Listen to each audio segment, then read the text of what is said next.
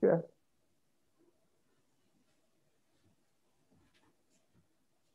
Hi, welcome to Malmö Art Museum and the Seminariet Museum as Catalyst for Change. Museum as Catalyst for Change is a part of the project Sustainable Societies for the Future, an extensive collaboration between Malmö Art Museum and Expo Chicago.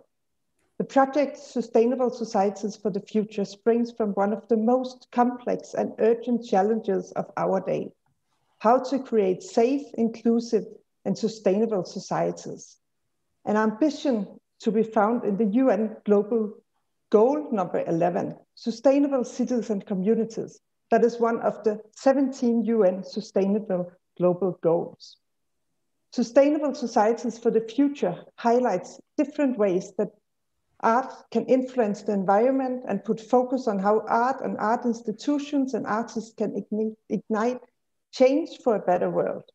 The project addresses the three dimensions of sustainability: the ecological, the social, and the economic perspective, and aims to demonstrate how these different aspects interact with one another? How do we treat our ecosystems with proper attention and create long-lasting effects? How can we create a society in which human rights are respected? And how do we satisfy humanity's fundamental needs, giving the Earth limited resources without negative consequences for people, planet, animals, and everyone? The project includes, apart from this seminar, an exhibition to be on view at Malmö Art Museum. As soon as we open the art museum, at the moment we are closed down for the coming months, but we will show the exhibition in different ways. And also it includes the alternate assembly, environmental impact in the era of the pandemic, organized by Expo Chicago, which takes place actually right now, yesterday and today and tomorrow. And tomorrow at 11 a.m. CST, 6 p.m. CET, a panel will take place in relation to this project, putting a more in-depth focus on some of the artistic practices and also introducing the Art 2030 Agency ambition to bridge art and the UN global goals. In collaboration with Matter Books, we also will publish a discursive publication soon. In this exhibition to be on view in Malmö, we have 33 artists participating, and in different ways, all the artists and works encourage dialogue and engagement with sustainability issues, both on local and global urgency. Tominga O'Donnell, you are our moderator for this seminar today, and you are Chief Curator at the Munch Museum and responsible for the project Munch Museum on the Move. And at the Munch Museum, you have been commissioned a highly interesting piece by Toril Johannessen and Marilyn Dierkman, Reclaiming Vision from 2018. It is a fantastic piece, and it's highly relevant in this relation to sustainability questions. And the installation on film, it will be presented in the exhibition in Malmö, but it will also be screened tomorrow as a part of the alternate assembly. So I want to welcome everyone to this seminar today, all speakers and everyone participating. And I want to give the word to Tominga and ask if you could tell us more about this very interesting project you did on Munch on the Move with Toril Johannessen and Marilyn Dierkman, and also all what it meant to do these Munch on the Move project. So Tominga, please.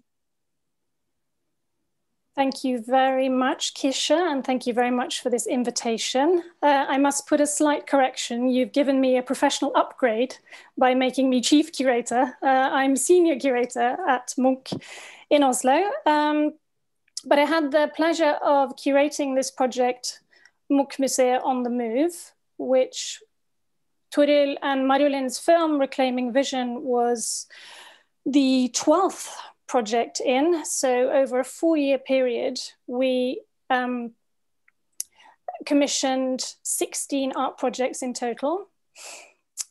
Now the screen sharing is happening, good.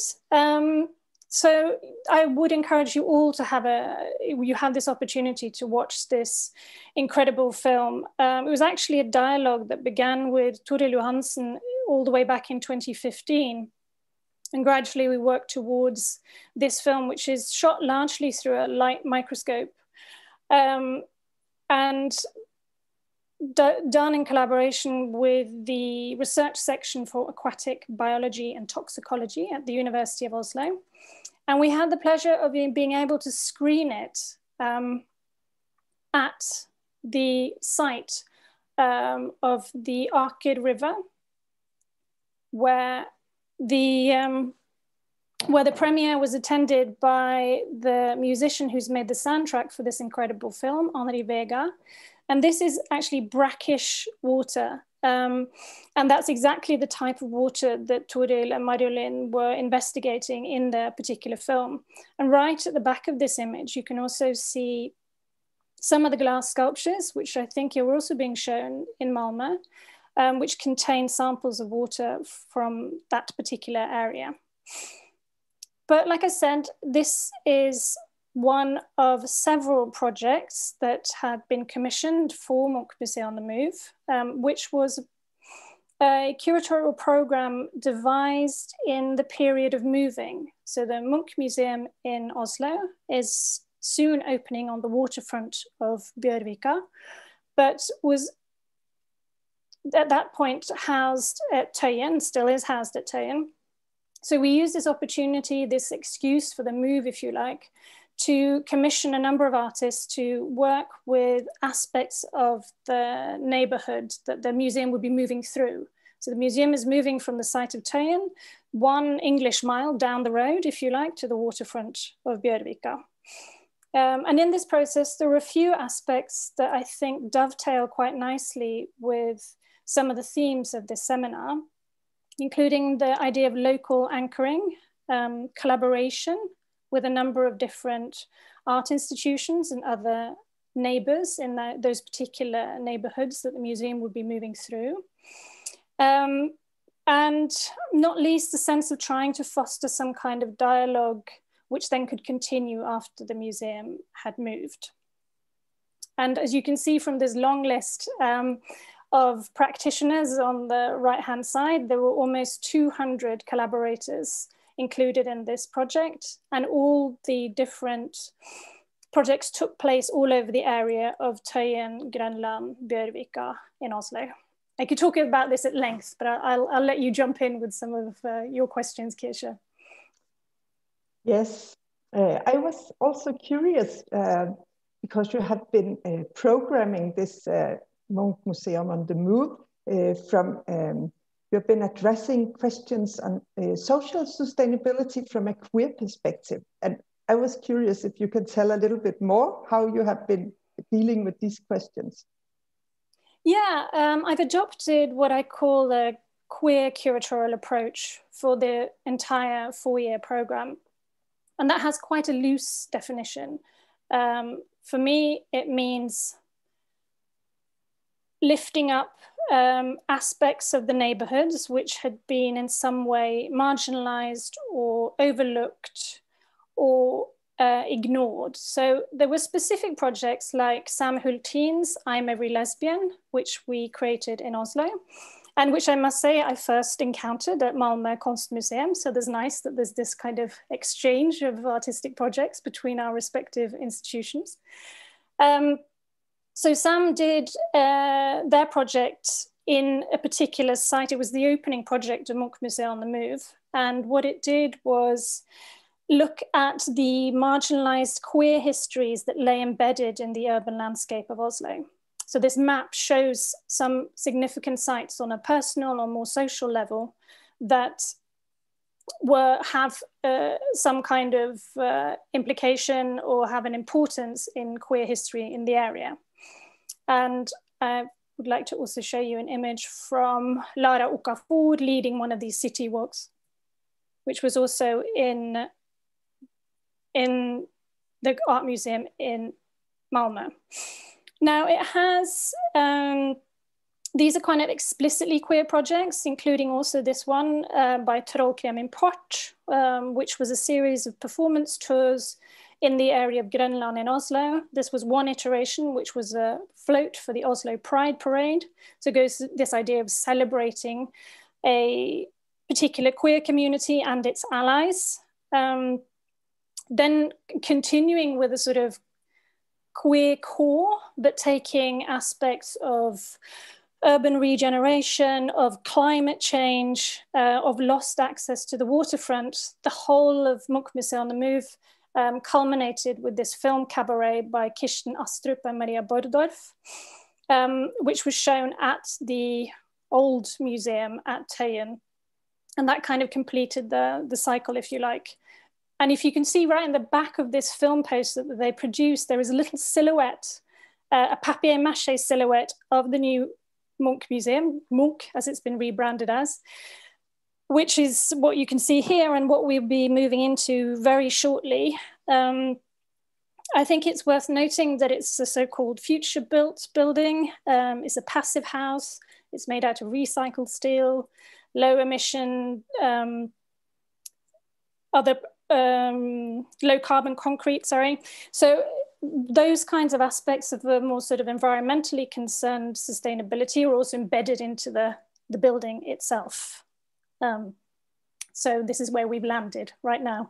And I am keeping an eye on the time because I realized that I've been talking so much to you about this particular project. So I might, if you don't mind, Kirsa, end by saying thank you very much for the invitation to moderate this incredible seminar, and then move into our first panel, if that's okay with you. That's very fine. So thank you so much, Tominga, and we will speak later during the day. Mm-hmm. Thank you. Okay, welcome everyone to the Museums as a Catalyst for Change. Over the next 2.5 to 3 hours, we will hear from a range of fascinating practitioners from the world of art. Some are from museums, but many are not, seeking to provide answers, further questions, or examples of methods and approaches to creating more sustainable societies for the future, including questions of inclusivity, diversity, and environmental challenges. Now, each panel has 35 minutes, so we are pressed for time. If you have any questions, please put them in the Facebook chat. There is a slight delay, a 20 to 30 second delay. So if you put them consecutively in the chat, then I will be able to raise them immediately after the panelists have finished speaking. You can also use the chat to rain some praise over our panelists if you like. It is Friday after all.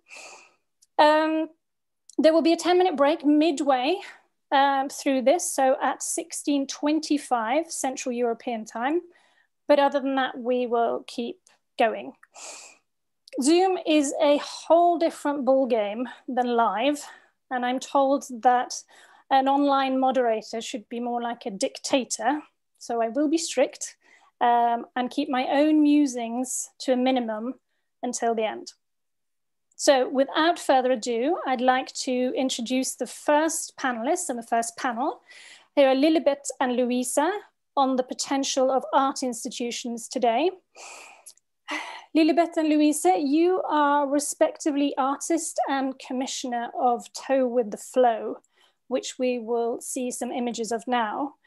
So I would like to invite you, Louisa, to introduce yourself for our viewers and to talk about the work that you do with Art 2030 and how it might supplement the work of the museum. Louisa, please. Yes, thank you very much. Thank you for having me, and hello everyone. My name is Louise Favreskov and I am the founder and director of Art 2030, a non-profit organization connecting art and the United Nations 17 global goals. In a time of unprecedented climate change, biodiversity loss, and ever-raising inequality, I think we are so lucky that we live in a time where our actions really, really, truly matters, and that there is a plan for people and planet at hand. So just to give the little short background, in 2015, the world leaders at the UN agreed on the 17 global sustainable development goals. And these goals are so deeply interlinked because we have to move on all of them simultaneously in order to battle climate change, to reduce inequality, and to end poverty and hunger and secure quality education. So, and if we really do act on them now, we can make a huge difference for ourselves and our kids, and also for the entire planet. So, having worked with artists for many years, I have firsthand seen that art can really capture attention and stimulate imagination and inspire action. That's why I founded Art 2030, really to work with the universal language of art for the global goals. Because what makes us take a stand? We take a stand when we are provoked, enlightened, moved. We take a stand when we are delighted, challenged, inspired. When something is so important to us that we have to share it and discuss it with others. And yeah, we take a stand when we are engaged, connected, and reflecting. All of that is what great art can do. And yeah, great art can really move people's hearts and mind towards impactful action. Art can visualize the invisible and make clear the most complex issues of our time. In short, art is a catalyst for change. So based on the integrity of art and the artist practice, we work collaboratively with artists to inspire the art sector towards more sustainable thinking and acting. And therefore, we invite artists to choose a goal of their liking, to envision an artwork that reflects their creative thinking, identity, and innovation. And from there, Art 2030 works to inspire inspire knowledge distribution while establishing partners and channels to multiply the reach of the artist project. So together with Lilibet, Lilibet created a large-scale performance. Whoops. Ooh, yeah. Do you want to show? I don't know. What happened, Lily? Oh, you don't see that? Oh, sorry. We see your entire computer. What? Oh, sorry. Which is fine. Oh. It's okay. I wanted to share the images. Yeah, do that. That would be great. But it didn't happen.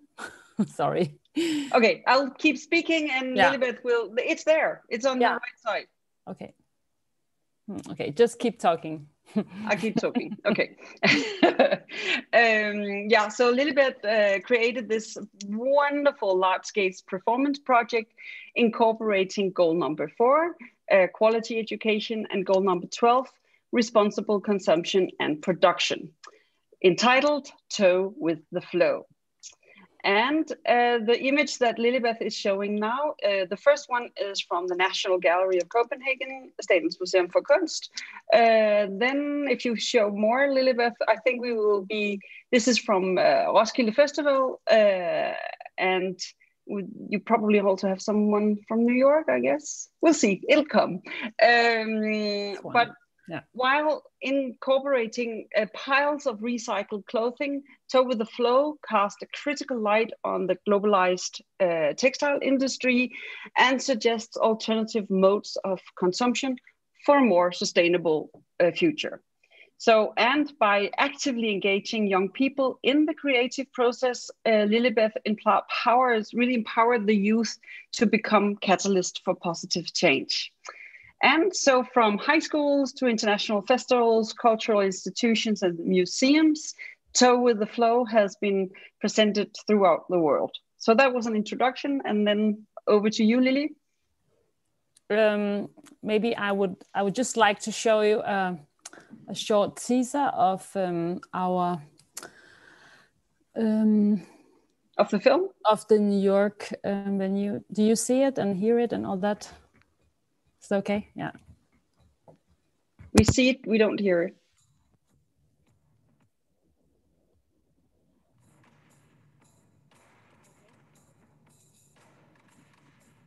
Lilibet, there's no sound on. You don't hear it now?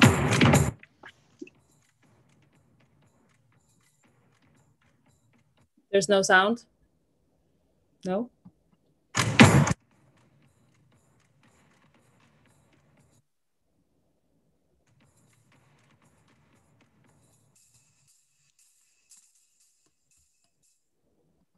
There was no sound? Oh, what? Okay, sorry. What Well, Toe with the Flow was a very, I think, a very successful collaboration with Art 2030, because it was like I considered like Art 2030 as a satellite to the institution, and in the way in this collaboration we could really reach out to a lot of institutions without 1 year. It was actually showed 12 places, which is very unusual in my practice, that I get to show a new production very fast in so many institutions.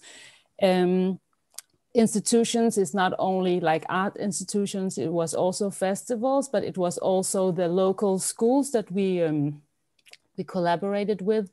We started a collaboration, a very close collaboration with a school in Copenhagen, a gymnasium called Gefion Gymnasium, where we had we started with 1 day happening. Maybe I could also just show this,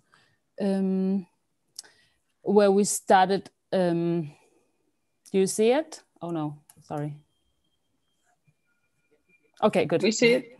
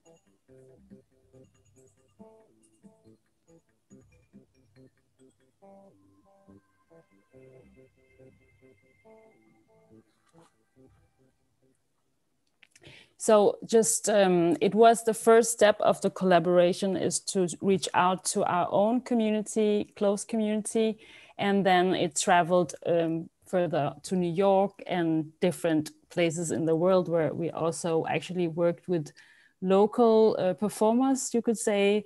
So, but not performers / like real people. So it, in a way, it's like a relational work, sometimes performed in public space. And it's based on the text upon overproduction, overconsumption, and the props we use, you could obviously see it's clothes. It was a very heavy production in many ways, because it involved so many participants. And in this case, it was very important for me to have this collaboration with Art 2030, because it was like, it was really a collaboration where we, they helped me with all the production and to reach out to different institutions. And on my part, I could also, when I get invitations from the outside, I could also promote their goals and this work to my the people who ask me to make works, performance. Sorry. Yeah, what else can I say? Well, I think that this I don't know, what was I gonna say more? Should I show more works or Tuminga? No, I think it was a very nice introduction, and perhaps I could add to that we see the museum as a collaborator, and doing a project like this with Lilibeth was a beautiful opportunity to work, and that's why I stressed that we were at festivals, but we were also at the finest museums, because it's a way of exemplifying how the institution can work with artists and other practitioners on sustainability. It can be, of course, like this with a direct new commission, but it also can take place throughout the museum's existing collection. I mean, you can really address a lot of the all of these issues through an existing collection as well. On that note, Louisa, you were saying that you work with the sector.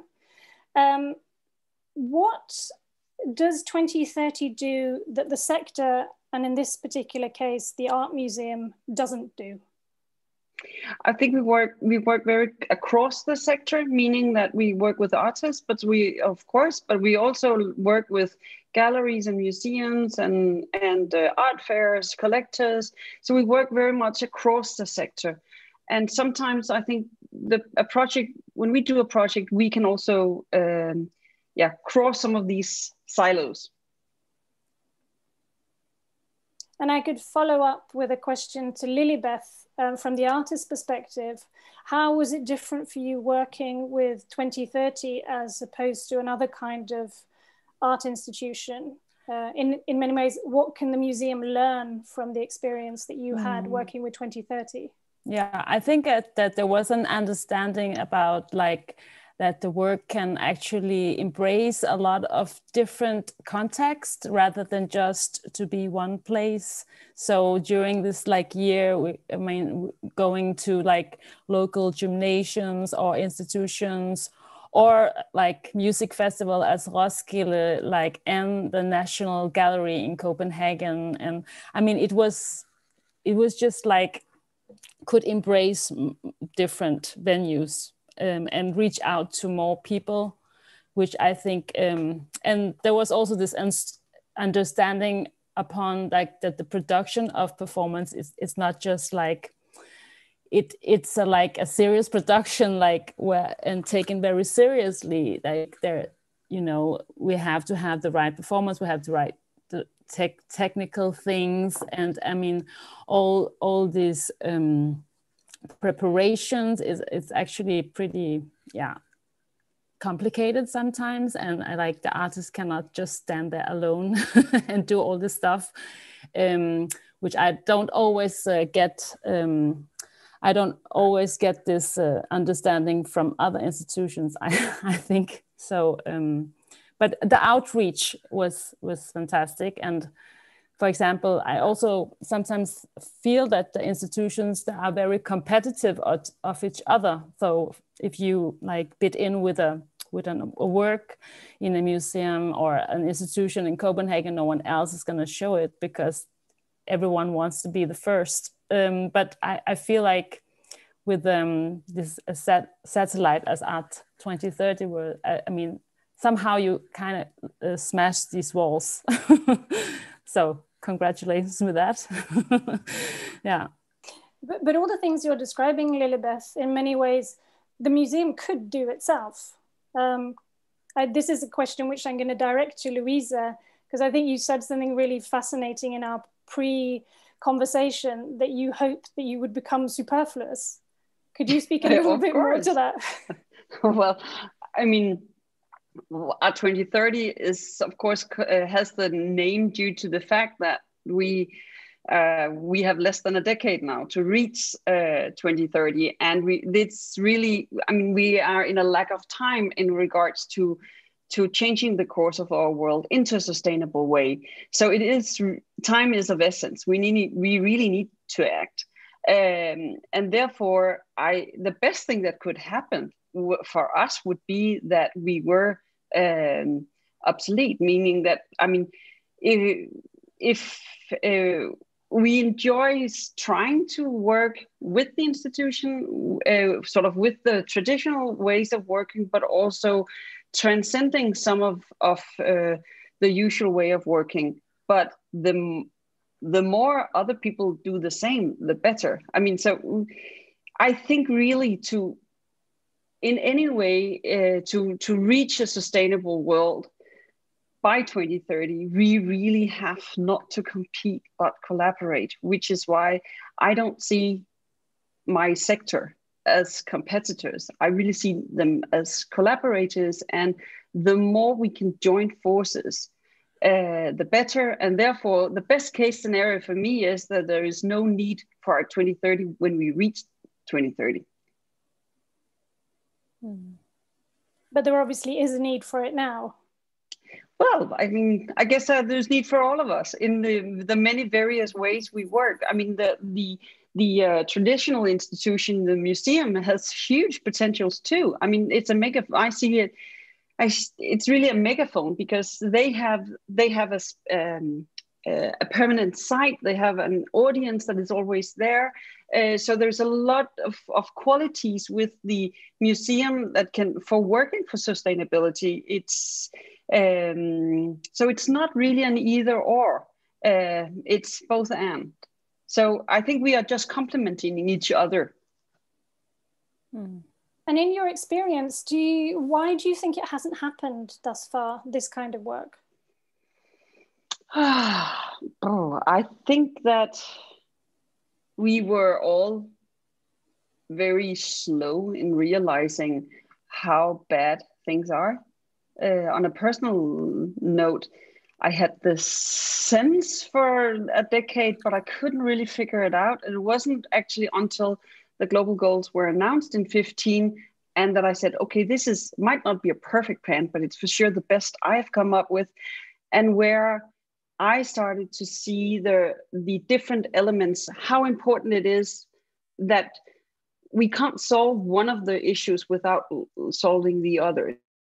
So that interlinkedness was not really clear to me until 2015, and how bad the climate crisis is and how bad the biodiversity loss is. I mean, has only come to me within the last 10 years. So I think it's just an awareness thing, that we become aware how important it is that we direct our actions in a sustainable and circular way.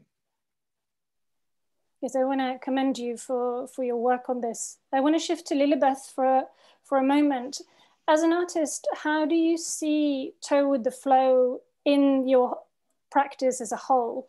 Do you have other projects that connect to it in similar ways? Is this a problematic you've been working with for a long time? Or I'm very into well, my performative work goes in many, many directions, and one of them is public space and relational aesthetics. And I like to engage communities in this kind of performances that is taking place in public spaces, and like also go into a community and engage them and make site-specific performances. I've done similar things in abroad, like in Brasilia with I don't know if I should show that, but it was a large-scale collaboration with a dance institution, and I also collaborated. I'm working as a professor in time-based and performance art in the Academy of Bergen. So I actually took some of my students to meet with these students from Brasilia, and we created a large-scale performance work in public space in Brasilia. So and it was also very site-specific, and but in Brazil, as I encountered it, it's not. I think it wasn't really like, it wasn't the best idea to speak. I mean, to make work that is directly political or with this political agenda. So the aesthetics and the way I worked around this more activistic way of my work was like to kind of use symbols instead of being like, for example, in Toe with the Flow, it was like also spoken word, where I was talking about the textile industry and how clothes were made. But in this project in Brasilia, I used more like symbolic visual things to show this. And it was about, the work was about diaspora and how this place in Brasilia was actually, the indigenous people were killed or just taken out of their context, because this new city was built, the new capital of Brazil. can I just show, I have time to show an excerpt of it? Sure, go ahead. Yeah. Sorry, share screen.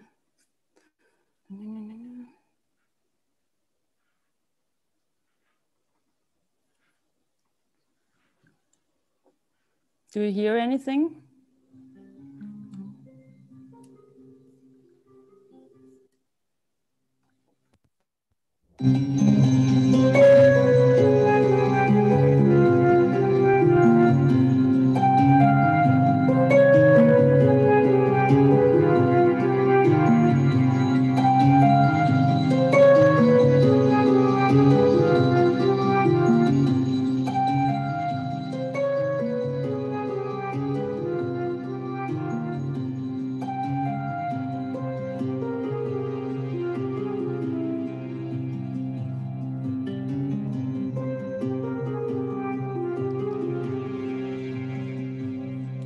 It was, I don't know if you heard the sound, but it was like also a very large scale production, and without collaborators, it just couldn't take place.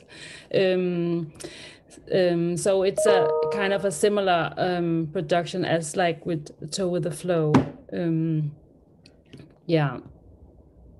Can I ask you, because you're describing this activist aspect to your work and the relational aspect, which seems very integral to it, how important is the museum as a site of display for your work?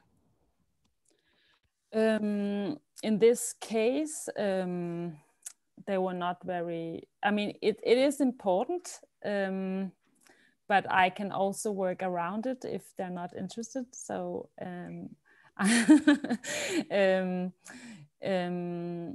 I mean, I think it's nice if they want to take part of it, because they have they're organized and they're established, and they already have an institution. But when you work in public space, I feel like it's like you can get everyone to see the work if you of course get the permission. So in public space, I think I don't need the museums, but I do need the collaborators. Yeah. It was just following on from what Louisa was saying about the huge potential, which is the topic of this panel, that resides in the art institution, the archetype being the museum. So, but it seems like, if I've understood correctly, Louisa, that you also have this opportunity to program in loads of different contexts. And that's what is essential to the work that 2030 does. Yes, but I think the museums are hugely important because they're great partners at many levels. It's just, I mean, we're just fortunate to be a small, very agile organization. So therefore we can work with partners at very different scale and prominence. But we see the museum as one important partner in the sector, but as are the galleries, as are the art fairs, it's sort of different kind of parts or stakeholders in the sector that really the more we can join people together, the more powerful it becomes. And thank you. And keeping an eye on the Facebook chat, and I would encourage everyone who's listening to also pose questions to our panelists. This is a unique opportunity. There's a lot of love in the Facebook chat to all of you who are speaking, so that's nice. But if you have specific questions, please put them. In the meantime, I wanted to turn to Lilibeth again, who is my colleague at the University of Bergen at the Art Academy there. And of course, the university is similar to the museum as being this highly traditional site of knowledge production. I wondered if you would shift the question a little bit from the potential of art institutions today to the potential of the academy today. What is the potential of the academy today? Well, it's always been the potential that I think it's a meeting, a part of being a place where I and you are there as being the professors or the teachers to the students. The potential is also that they, of course, have their own space to engage and to share their experience and works and discussions. So I think that our role as teachers is to facilitate that and to be there and what can I say? Accommodate that space and but I think our role is probably secondary. I mean, I think that their community and they have to create that space for themselves, and it's a very big challenge at the moment with COVID-19 and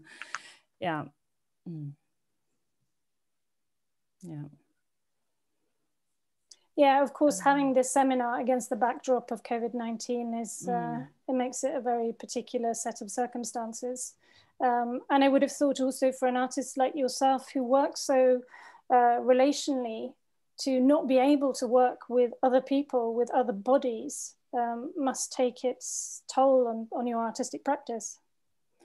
Yeah, but I think it's actually we're doing a good job and it's working, but it's not optimal, of course. But what is the Art Academy today? I feel like that my biggest concern is actually not COVID-19. It's more like I feel that the art space it's not a space where you can just talk out loud anymore. I feel that it's a surveilled space where people are not very feel secure about saying, talking out what they want to talk about. So I feel when in my teaching that my students often ask me like, can I say this? I mean, I feel like I have to be, kind of a police for them, or they feel like surveilled and there's like no freedom of speech anymore in the art. And that's, I guess, my biggest concern in the art education at the moment. Yeah. And something like with 2030, to just move back to you, Louisa, briefly. Actually, we have a question in the Facebook chat, which is for you, Louisa. From Anna Johansson.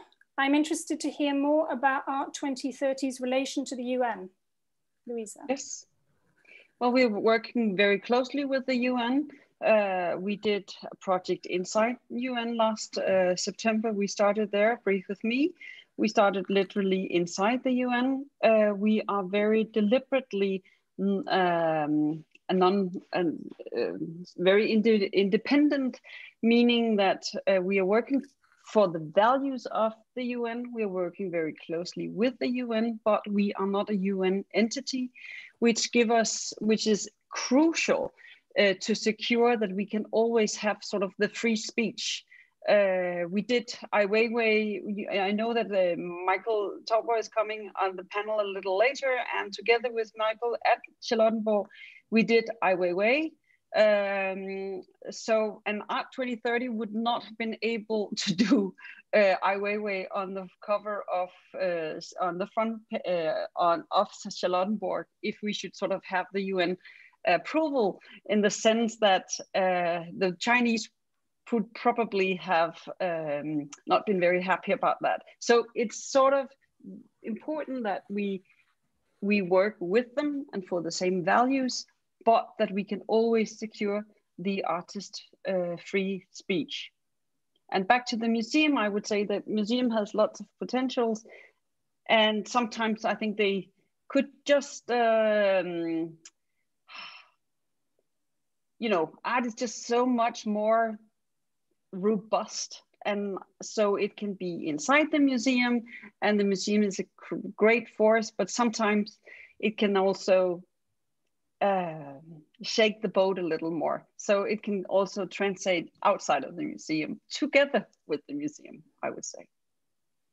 And that's a beautiful place to end, and to segue very nicely into Michael Tauber from Charlottenburg for our next panel. So it just remains for me to say thank you very much, both to Lilibeth and Louisa, for your wonderful contributions to this particular panel. Thank you. Thank you for having us. Thank you. And now we move on to a panel which is entitled Putting Now on the Agenda. For those who are just joining us, please post any questions in the chat. And please do it during the talk, because there's a flurry of questions now right at the end, which we will not have the chance to address, sadly, for that particular question, but maybe we can return to them right at the end. But for now, we have Stephanie, who is the co-curator of the exhibition Sustainable Societies for the Future, joining us from Chicago. I guess I will pose the question of the panel to you. What does putting now on the agenda entail? Thank you, Tavinga, and it's really nice to see everybody's face here and be part of this, even though we're on the other side of the pond here in Chicago. But absolutely, I think, you know, the question of now is sort of a slippery thing when time has become so different, certainly in the wake of the COVID-19 pandemic. But even thinking about the now as something that operates on a little bit of a different time zone between the art world and, say, conventional media. And, you know, this is what we were talking about in our pre-conversation, which is, you know, what does it mean for an artist or an artwork, a museum or an exhibition to respond to a moment of now when artists don't work in that way. You know, artists are sort of the processors of the now, or even as Louisa was saying, you know, that there's this sense or this feeling, but it takes quite a bit of time in order for those thoughts or intuitions to crystallize into concepts that can have meaning and really speak to the now. So with that in mind, I think what Sustainable Societies for the Future, the exhibition, but also the project with the catalog and the writing and the artists and thinkers and makers that Kirsa and I have been working with, as well as the whole team, is what we're really seeing is that art has the potential for more attention and more care than conventional journalism or media that is constantly, you know, responding to current events in a way that is next, you know, what happened within the last few minutes now can mean something very different, and indeed does mean something very different for the artists that take the concepts of our current world, take the time to truly process them and represent a vision of now that is more current, even if it might be pulling from a history that is past. I think that's what I have to say on that for right now. And did you have some images that you wanted to show from some works, or? No, I think, you know, images, a lot of us can see them, and I can certainly share a few following, you know, a discussion with Michael as well. But, you know, two works that I did want to speak about are Amanda Williams's piece, which is, you know, as part of the exhibition. So I just want to sort of backtrack to say, you know, as part of this exhibition, Kirsa and I collaborated on doing studio visits with myself for the US artists, as well as Kirsa when she was in Chicago, but also across the Nordic countries. And I think one of the important things is that we just note that the artists from the US are only from two contexts, which is Chicago and Detroit. And, you know, to really think about why that is in the context of now is, you know, sort of has to do with a history of social practice and Chicago being sort of the hotbed for artists that are really engaging with questions around, you know, what makes the environment, our current environment. And one of the works that I wanted to talk about was by an artist, Amanda Williams, who was trained as an architect and but has become an artist, and her work with buildings within the south side of Chicago, the Englewood neighborhood in particular, that were slated for demolition, but that she turns into these sorts of public artworks or installations, and in some ways land art. So I'll share a few images of this work here because I think it's, can you see the screen with, can you see the screen? Yes. Okay. So these are buildings that were slated for demolition in the Englewood neighborhood of Chicago. But what Amanda has done is essentially turned each of the houses into monochromes, and the colors in which she paints these buildings come from a vernacular of objects that surrounded her lived experience and her built environment growing up on the South Side. So you'll have, you know, these sort of titles for the color, such as Harold's Chicken Shack Orange or Newport Blue, Pink Oil Moisturizer, and Ultra Sheen. And what these titles and vocabulary for the colors comes from is really a lived Black experience. You know, Pink Oil Moisturizer being a product that is marketed to an African-American community across the United States. So in sort of taking over these colors, she's really plugging into some deep histories in Chicago in particular that bring up the question of now in an interesting way, especially when it relates to sustainability, which is, you know, on the one hand, these buildings are slated for demolition, but on the other hand, what they do is they leave vacant lots when they are demolished with no hope from city planning or real plans in place on what will go in these vacant lots to replace them. So what she's calling attention to is, you know, histories of redlining, histories of divestment, and the current very visible way in which this happens within the community. A building that was there will no longer be there. So she's calling attention to these sites in an effort to not necessarily that the work could change that, but that people pay attention and make visible what is often ignored and then torn down. So that's one work that I wanted to talk about for now, and I'll speak about another work from a Detroit artist following.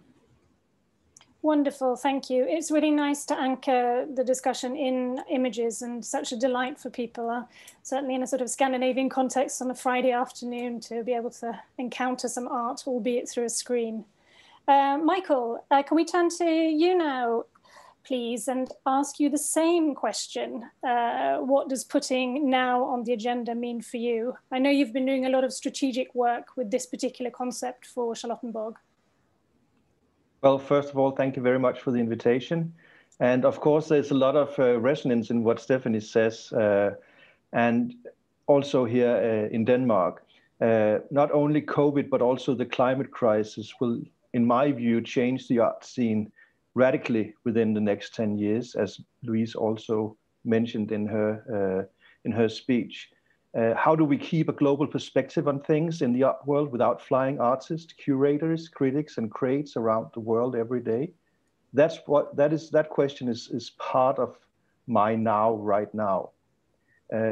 But to give you a background on the way we work strategically with the now, right now, I should tell that my career has kind of been a two-way career. I've been curator, and I've also been working in the media for a lot of years. And before I came to Charlottenborg, I was actually the channel controller of DR2, which is our second channel in the Danish Broadcasting Corporation, the public service channel, television channel here. And my last task was to lead the debates running up to the parliamentary election in Denmark in 2015. And what happened was that almost no artists took place in these debates. And I found that very saddening and as a huge problem.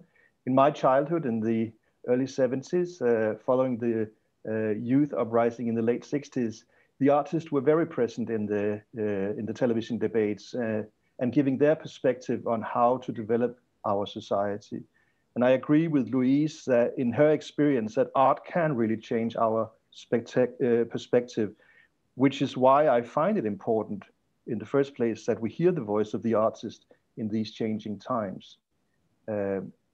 So once I got to Charlottenborg, we decided in our strategy that we wanted, through our programming, try to get artists back into the public debate. During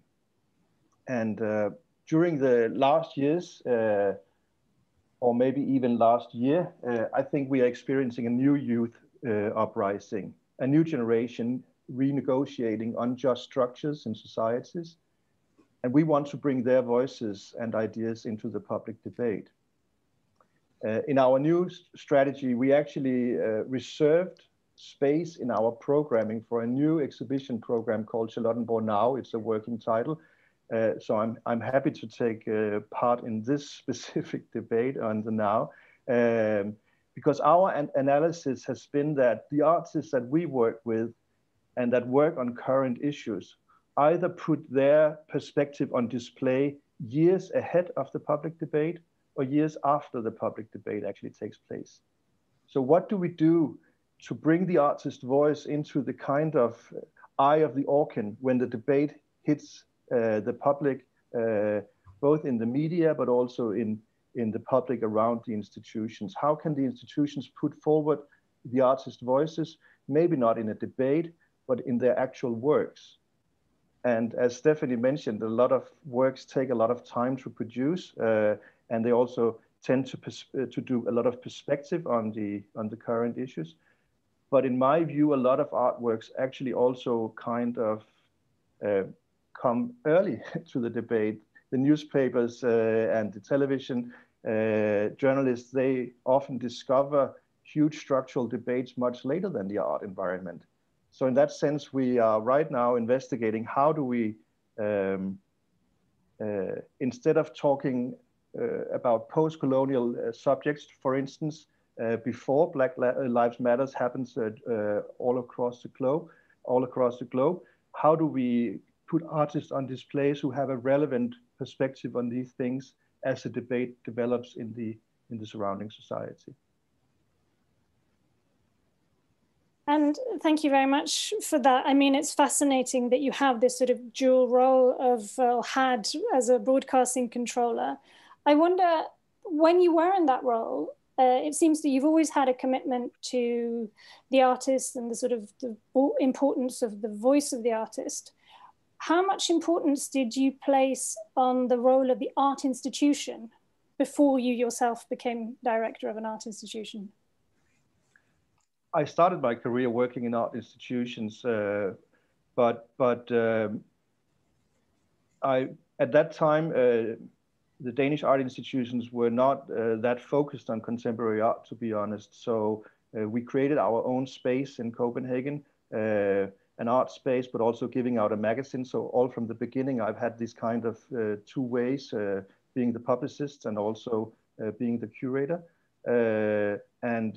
We ran that space called 1% for 4 years, and I was an independent curator following that. And then I got into the Danish Broadcasting Corporation as a cultural editor there, and in that sense, my career has shifted back and forth between curation and the media. So it's not that I actively took a choice to step out of the art institution. It's more that the art institution in Denmark at that time, to me, didn't seem so interesting. So in that sense, I wanted to also develop my own perspective from other sides of the table, so to speak. Thank you. We've got a question from the Facebook chat, which I think speaks directly to what you were just saying about a youth uprising. And it's from Anna Berntsson. Also, us artists that are not youth anymore are interested in getting involved. Are you also considering the overlooked artists who are in their 40s? That's to you, Michael. Well, we are constantly doing that. Right now, we have a show on display called Witch Hunt that we launched in the week of the presidential election in the US. And we have artists that are deceased, and we have older artists, and we have very young artists. So whenever we do these group shows, we at least often try to have a lot of different perspectives on the topics that we choose. But I would like to address that the Charlottenborg as an institution has always been for the next generation. And you coming from the Munch Museum, Munch even exhibited here twice very early in his career, and this institution has always taken up that task of showing the artists quite early in their career. So when I go back in history, all the significant artists from the Nordic countries, they've all exhibited at Charlottenborg at a certain point in history, but very early in their career. And of course, that is still our main obligation. So our main focus is on the next generation, but that doesn't mean that we don't look to the next generation, or to the prior generations, I should say, addressing this question. If I should try to put on an example, I don't know if this is the time, on where we experienced that we were before the debate, so to speak, was a piece that we did on our facade. And I should say, for people who don't know Charlottenborg, it's placed in the very center of Copenhagen, one of the most trafficked sites of Copenhagen, but also one of the most touristed sites. We are right at the corner there. So our facade is facing the streets of Copenhagen that are mostly visited every day. And in 2016, Ibrahim Mahama from Ghana proposed a project for us. And I can just, I hope I can share my screen here.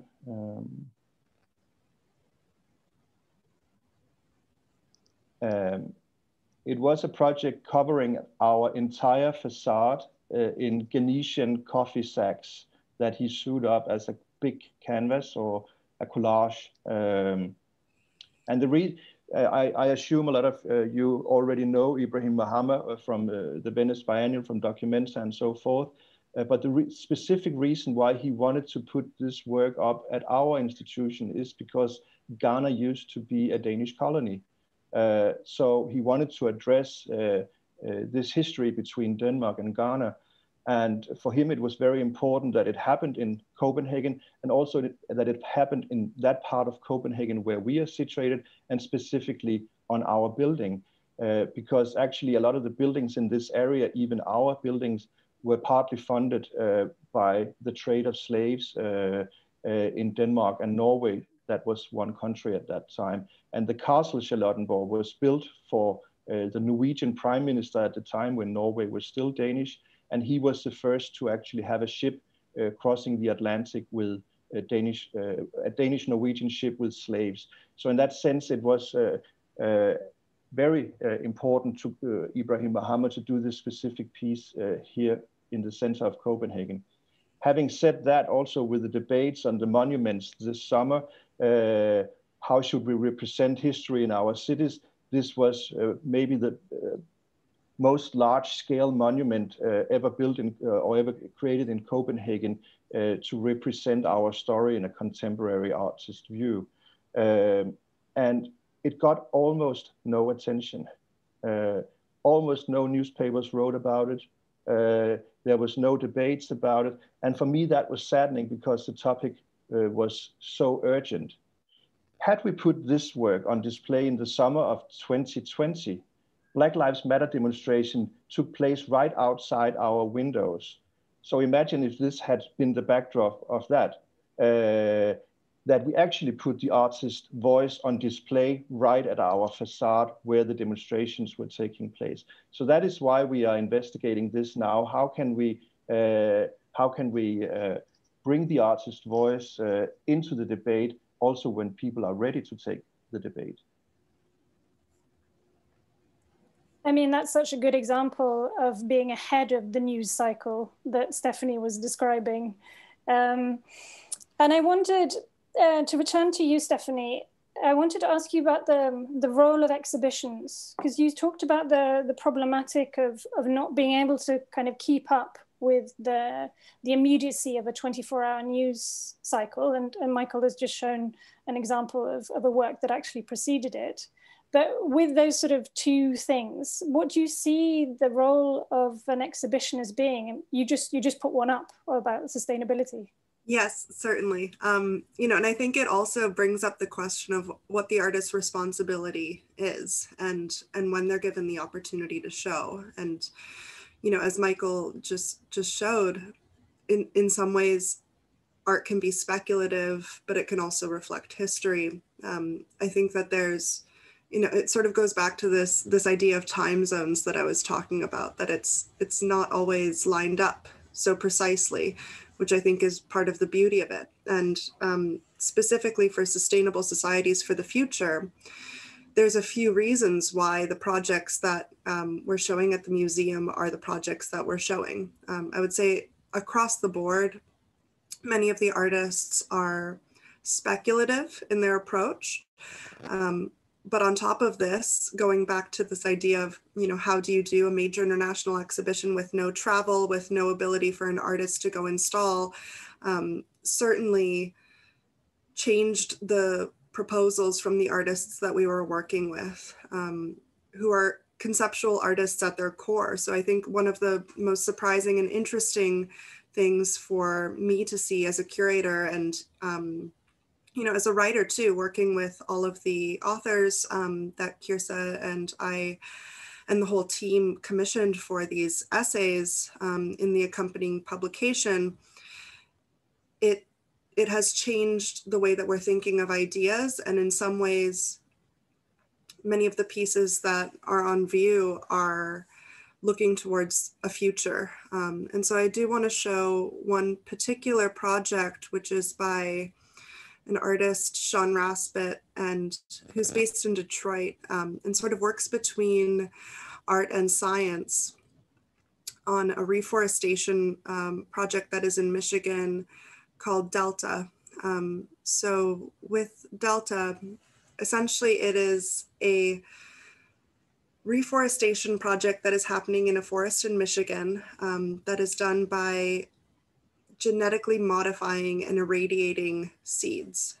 So he works with the boreal forest species and genuses to essentially speed up evolution in order to slow down time. And what I mean by that is the seeds that he's working with in order to reforest this location in a boreal forest in Michigan introduces mutations and viruses to the seeds so that they will be able to withstand things, issues of climate change. So whether that is global warming, whether that is being able to withstand drought or floods, essentially mutating the seeds in order to make evolution speed up faster so that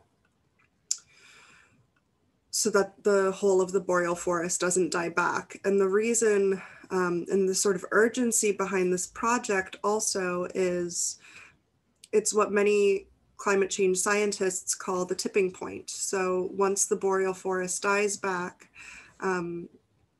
if it is to die back, the carbon dioxide, the CO2 emissions that would come out of the lack of these forests would put the earth past a point essentially of no return. And so as an artwork, the seeds and the sort of mechanics of this project are on view at the Malmö Art Museum, but it is also a real living forest here in the US that has potential to go across the entirety of North America and wherever boreal forests are.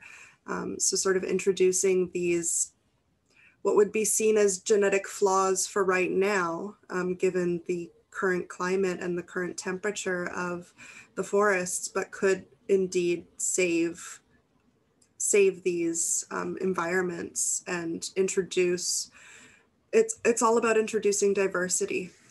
So how many species can we have in order to avoid loss?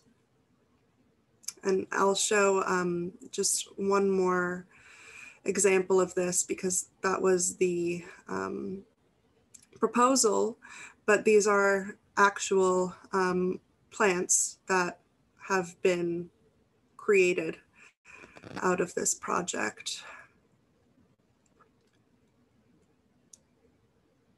So you see sort of these strange variations in certain ways, you know, the sort of trillium shaped morning glory that usually has a conical appearance, but they look natural because they are natural. So he's sort of playing with this idea of what is artificial in a world that needs to be adaptive and dynamic. And it sort of plugs into this idea of indigenous thinking that we were speaking about in our pre-conversation, which is, you know, how can we care for a land?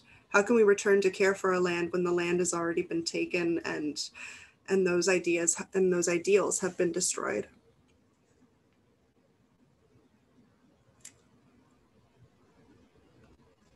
And they're beautiful. Thank you for sharing. I also saw that there's been a lot of support for this project in the Facebook chat, and a link has been shared to look more at the colored theories. Yes. So it's beginning to disseminate already, which is wonderful. Yes. On the topic of the Facebook chat, we have a question in it for Michael. From Anna Johansson. How do we know when the audience / visitors are ready, in response to Michael's question on the Ibrahim Mahana's monumental work? Michael. Well, that's a very good point. And thank you, Stephanie, for showing this beautiful project, first of all. See, to me, this is not so much about the role of the artist. I think the artist should do what they always intended to do. This is very much about the role of the institution. And it's our task to present the art whenever it's relevant to the public. So I think a lot of artists reflect themes that are relevant to the public right now. Sometimes artists reflect on them before the public does, other times after. But how do we as an institution show the artist's works at the most relevant time? And sometimes you can't plan that. We are showing Miriam Khan, Swiss painter, and in some sense we hit that right on in terms of a debate that we didn't see coming at the time when we planned the show. Our senior curator, Henriette Breton-Meyer, have had conversations with Miriam for years. And then when we put the show on display, it was almost the week when the second wave of Me Too came into Denmark. And I can just show you one of the works I think has been the most displayed, worked on social media this autumn. I don't know if you see it now, but that is just one painting out of an entire suite addressing issues on the relationship of power between man and woman. And in Miriam's works, the female character is the protagonist, is the empowered part. And this we didn't plan. Let's put this on display when the Me Too debate is happening in Denmark. But to me, it became clear that as we had her works on display, they all of a sudden became part of the conversation for a lot of people. And in that sense, I think it's an ambition for the institution to be there and show it at the right time to be relevant to our audiences.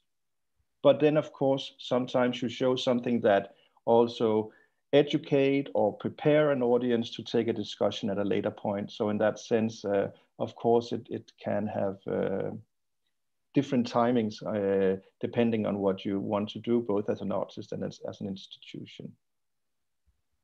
I wanted to just follow up with that because I sensed a certain frustration when you were talking about Ibrahim Mahama's work and how you didn't get media attention. And having worked on both sides, if you like, on the media side and on the art institutional side, how do you think the media could be helpful, or how could the art institution work with the media in order to ensure that that kind of work does get the attention it deserves? Well, I don't know how it is in other countries, but in Denmark right now, the art environment and the media environment are quite separated and has been for years.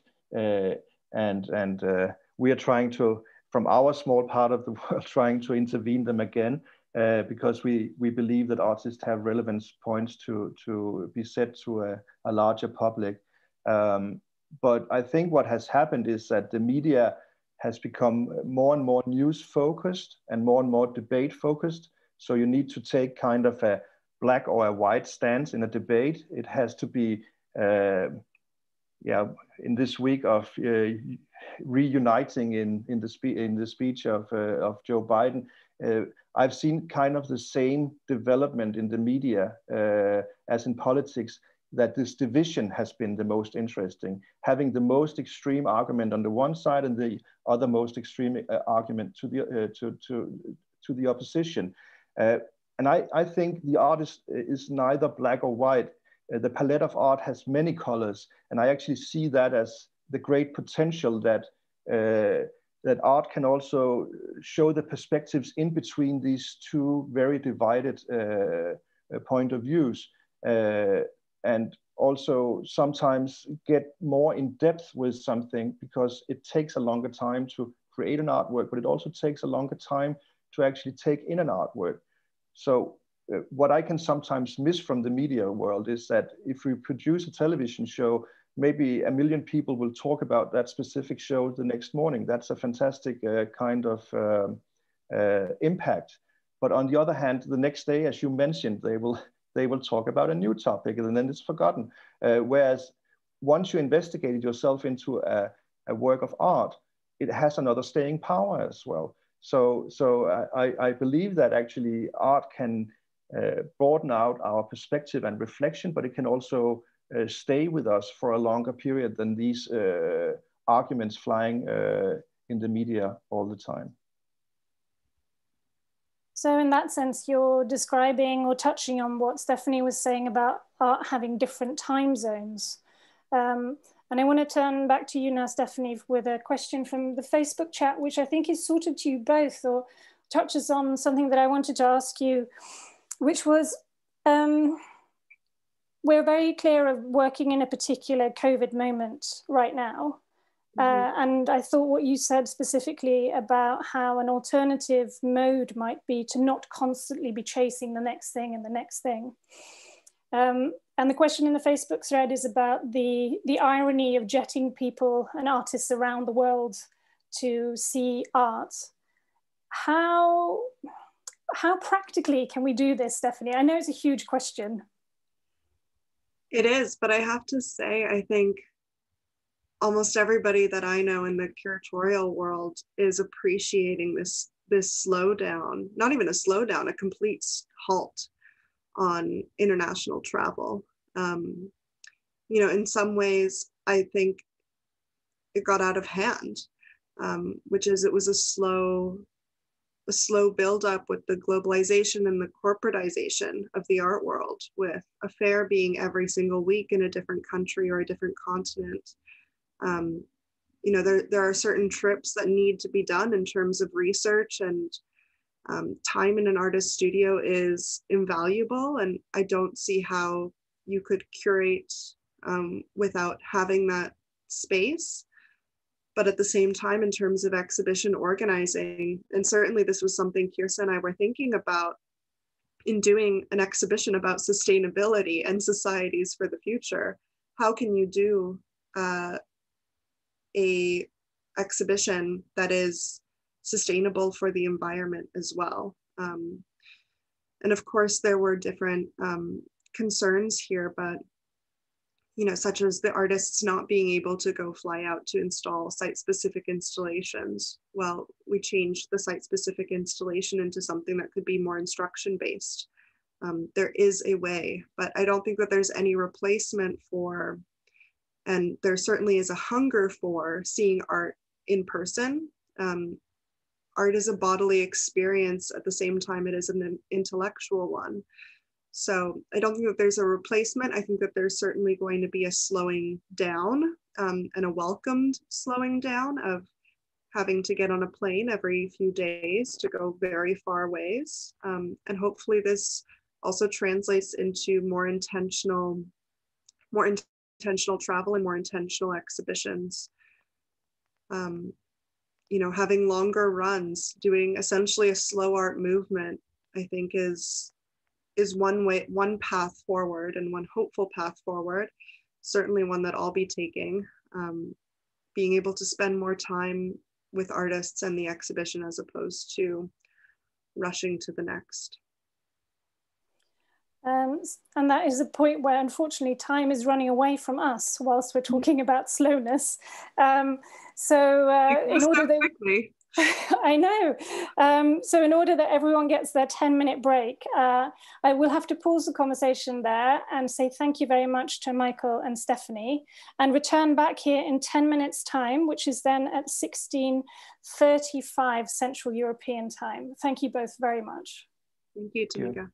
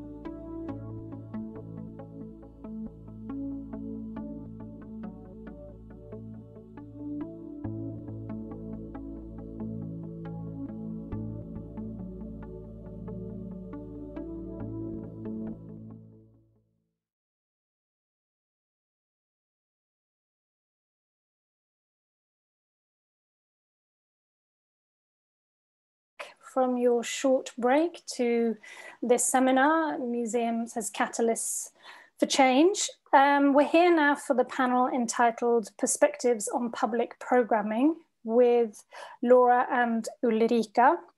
And we have 35 minutes, so short period of time to discuss these fascinating examples that our panelists will bring, but to remind you again that you can put questions to Ulrika and Laura in the Facebook chat, and please do it during the chats, and I can bring them up as we go or pose them at the end.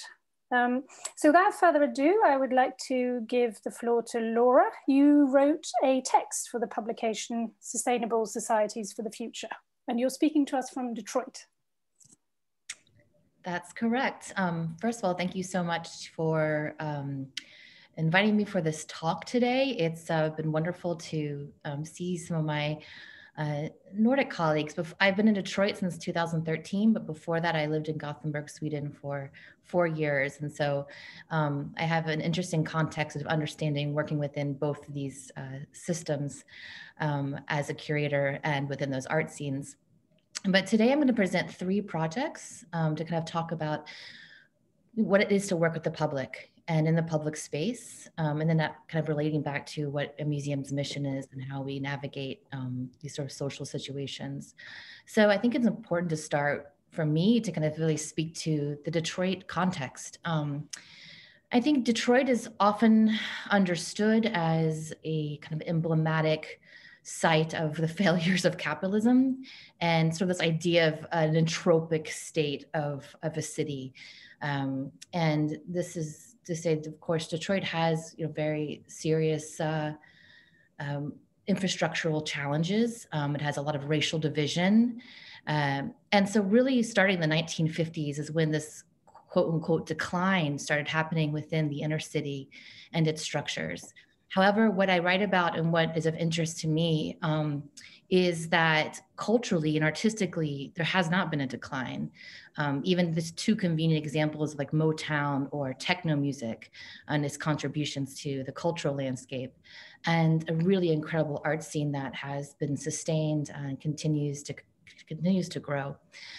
So I feel like in many ways, within my practice, I'm interested in challenging these really really kind of the top-down applications that happen to the city, the way in which the media portrays the city as one of abandonment. And so this is really important to me. So I'm going to share a few projects in which I've tackled that.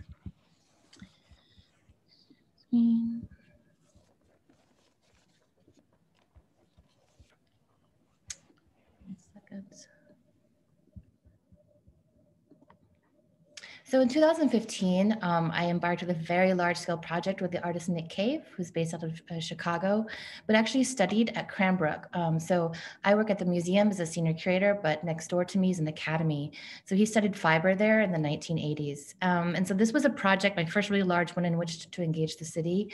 So, Nick Cave is well known for his sound suits. These are wearable sculptural objects of mainly found materials, but really the idea behind the work was that he created them to conceal race, gender, class, and he created them in the aftermath of the Rodney King beatings in the early 90s, which led to the LA riots in America. So he has very much embedded within his practice and interest in looking at how does one navigate the public space and how one can be seen. So in addition to a very large scale installation and exhibition throughout the museum space, which is about 1,200 square meters, we did a large scale public project over 7 months. This was pop-up performances with dancers, various collaborations. We did a feature film. So I'm just going to show a couple of images from the series. So this is actually a remake of the very first sound suit. And here we are in Eastern Market, which is in downtown Detroit. And so part of the thinking behind, creating work within the public space and it's also where people live, but also there's ingrained, deeply embedded histories of these sites.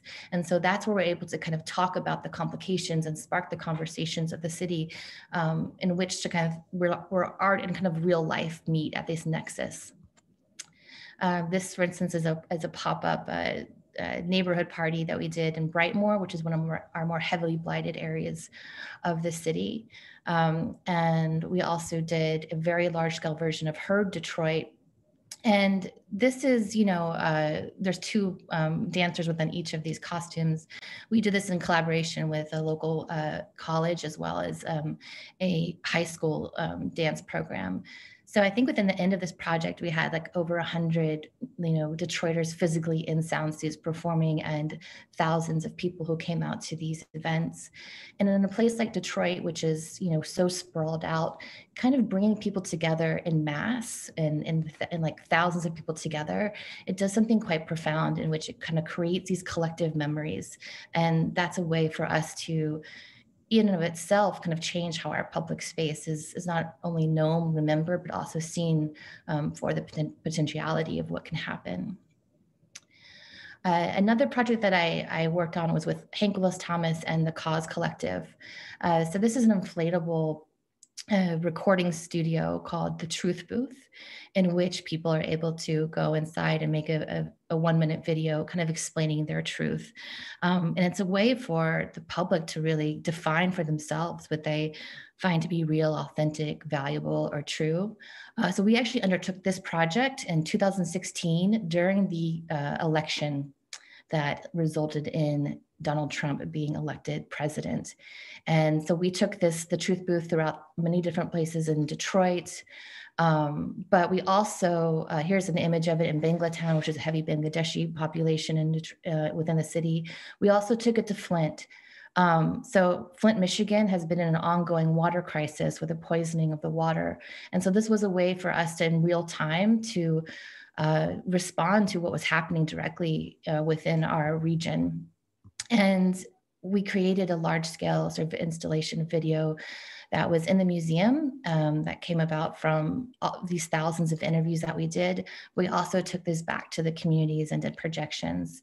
So at this moment of such already volatility and divisiveness that we found within our community during that campaign within our nation, there was also so much humor and personal storytelling and overlapping of opinions that it really showed kind of a much more textured portrait of that moment. And then there's an exhibition that I worked on starting in 2015, my large-scale research project called Landlord Colors on Art, Economy, and Materiality.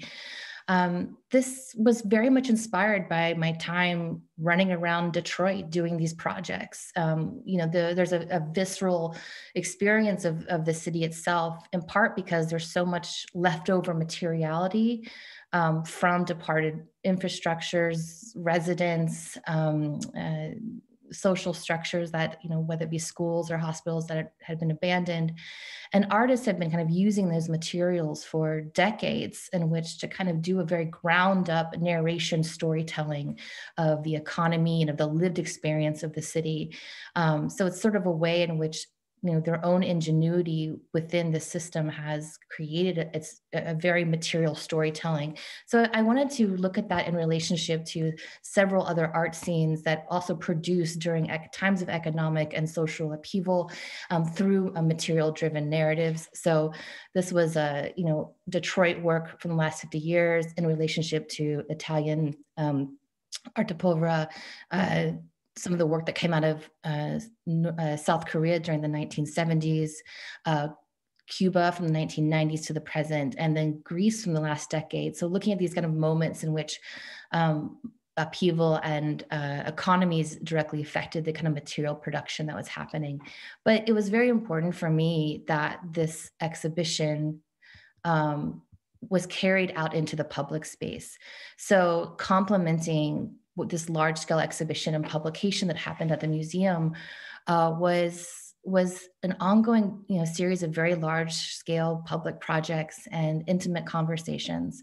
For instance, this is here Sterling Tolls. This is just an image of a collective of people getting together, and we're at the site of the Detroit riot that happened in 1967. This was a moment where there was a mass exodus from the city following the riots that really helped reinforce the racial division that kind of persists today.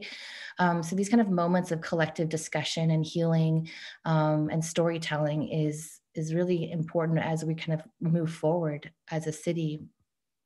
This is a project by Billy Mark. We really want to go kind of deep into neighborhoods. We kind of saw the city as this large scale energy board of these sparks happening throughout the duration of the show. And here Billy is doing a project he created a hoodie with 25-foot length arms and a flagpole. So referencing the moment of kind of Black Lives Matter, and also it happened every single morning and every single evening for 40 days, him drawing up and down this hoodie flag. And then working with the artist, Scott Hawking, who did a large scale installation. I write about this in the essay in which he's collecting the abandoned boats throughout the city. And this is about the size of an American football field. And, really thinking through how resourcefulness and ingenuity and these like long-term narratives can be added onto and complicated through the contemporary art practice of this moment. So I'm going to, let me take this out of the share.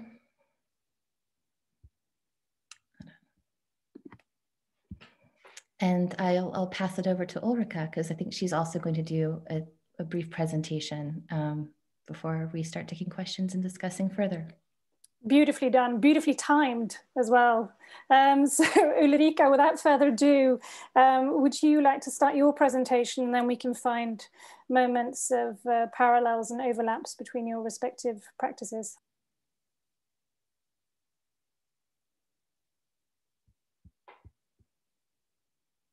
Ah, okay. There are apparently some technical issues at our end. So whilst technician gets Ulrika back into the meeting, can I ask you, Laura, I was really fascinated by how you were describing these projects as taking place both in and outside of the institution. And I wondered if you would speak specifically to when this might have started becoming an institutional practice, because for many of us, we think of the museum as a rather traditional institution. Traditionally, it's been quite closed from the public. It's been seen as this removed citadel, whereas you seem to be displaying this quite sort of radical museological practice of incorporating public programming in such an extensive way. So maybe you could speak a little bit to why it's important and when it happened. Sure. I mean, I think this really came from the Nick Cave project. In a way, we had the ambitions of, going really all over the city for collaborations. And once you start working that way, every single thing that we did within that project led to how I worked moving forward, in which we always work with an anchor in our community, whether that be a neighborhood alliance, whether it be a church, whether it be a nonprofit that, already pre-exists in a place. Because I think it's really important that, the museum's Instagram isn't going to reach the entire city, right? You need to actually be working from a space of trust and with trusted collaborators. So it became such a rewarding and such an effective way to really meet the mission of taking, these conversations and taking artwork into place. At the same time, it also drove people to the museum. It brought people, having a connection to the work brought them back into the museum. And within the museum space, that's where you get to have a different kind of meditative moment directly with works, with didactics, with the publication. So it became this nice reciprocal way of working that was really kind of built almost on the way you build a friendship, actually. That's a really nice way of describing it. I think we have Ulrika back now. So shall we see whether your connection will enable you to be in this meeting? Ulrika, you've just relatively recently become director of Konstmuseum in Stockholm. Would you like to talk a little bit about your new institution? Yes, thank you. And I'm sorry for my lacking internet connection. It's been fine ever until now. So yes, that's true. I work at Konstmuseum, and I recently started in February last year, which, as of course was a sort of strange start with not being in the space for a very long time due to COVID. But for those, a little background of Konstmuseum, it's a public artwork initiated by the artist Per Hasselberg back in 2004. But it's also an art institution, and as well as, the starting point was an urban renewal and development opportunity. And it's situated in the suburb of Hökaringen in Stockholm.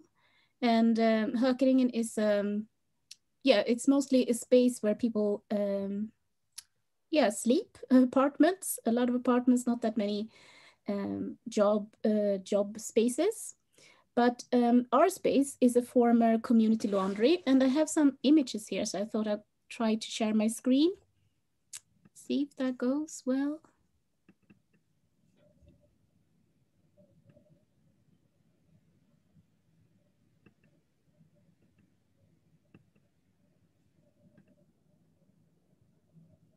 No, okay. Do you see my screen now? I don't, but you now have the unenviable task of trying to describe these images that you were going to show in words. Okay, basically, we're housed in a four-story building, a former laundry. So before, when it was built, but back in the 40s, it used to be a school, and it also had a staffed laundry space inside. So we are now on the left side of the house, which is the former laundry, and on the other side of the wall is the communal laundry that's used by the people living around in our neighborhood right now. So it's not like a proper white space, a white cube space. It has a tiled floor and has the charm of looking quite rough with the concrete fundaments where the old washing machines used to be. As a space, we engage both in specific groups, but also wide general public. Often our projects are reaches outside of the field of art, and it's also working cross disciplines. And very much like Laura said, all of our projects are anchored in the community or with collaboration with different types of associations. And these associations could be everything from the local football team to the urban gardeners just outside of us. One of the things that I wanted to mention, which we are working on since beginning of last year, is an ongoing collaborative internal research to try to find best practice work for how to have an art institution that can aim to adapt a colonial approach, looking at everything, for example, of our own core structures and how we are governed. So how can we as an art institution try to adapt and try to sort of put the spotlight on ourselves. So we have done that work together with a scholar, Mansi Kashataria, who we had this lovely image of. And she stayed 2 months in our research station, which is our residency house, which came out of a grassroots focused project, which was about rethinking city planning from a citizen point of view. And this house that she is in, which is like this really small, about 20 square meter house, is built on one of our neighbors' front yard. So we will keep this residency for a few years and then we'll go back to the owners. So what we wanted to do together with Mansi was to look at how we can understand ourselves and our neighborhoods better and how we can be more of an open institution. One of the most clear sort of things that came out of this ongoing process is that we had an open call for our board. And right now our board is existing of 90% of new board members. So it's the open call really had an interesting effect on the governance of our space. I was now supposed to show some images of Hökeringen. So it has very specific architecture. It's built in the 1940s, and the planning ideas and the planners wanted to build a neighborhood that would mirror the social ideal for living in the city. So Hökeringen's physical design and the architecture, the idea is that it should strengthen the community and the idea of belonging in order to promote and activate engagement in society. And these ideas that sort of our suburb rests on, we're very much interested in developing into a new project together with all the different neighbors around.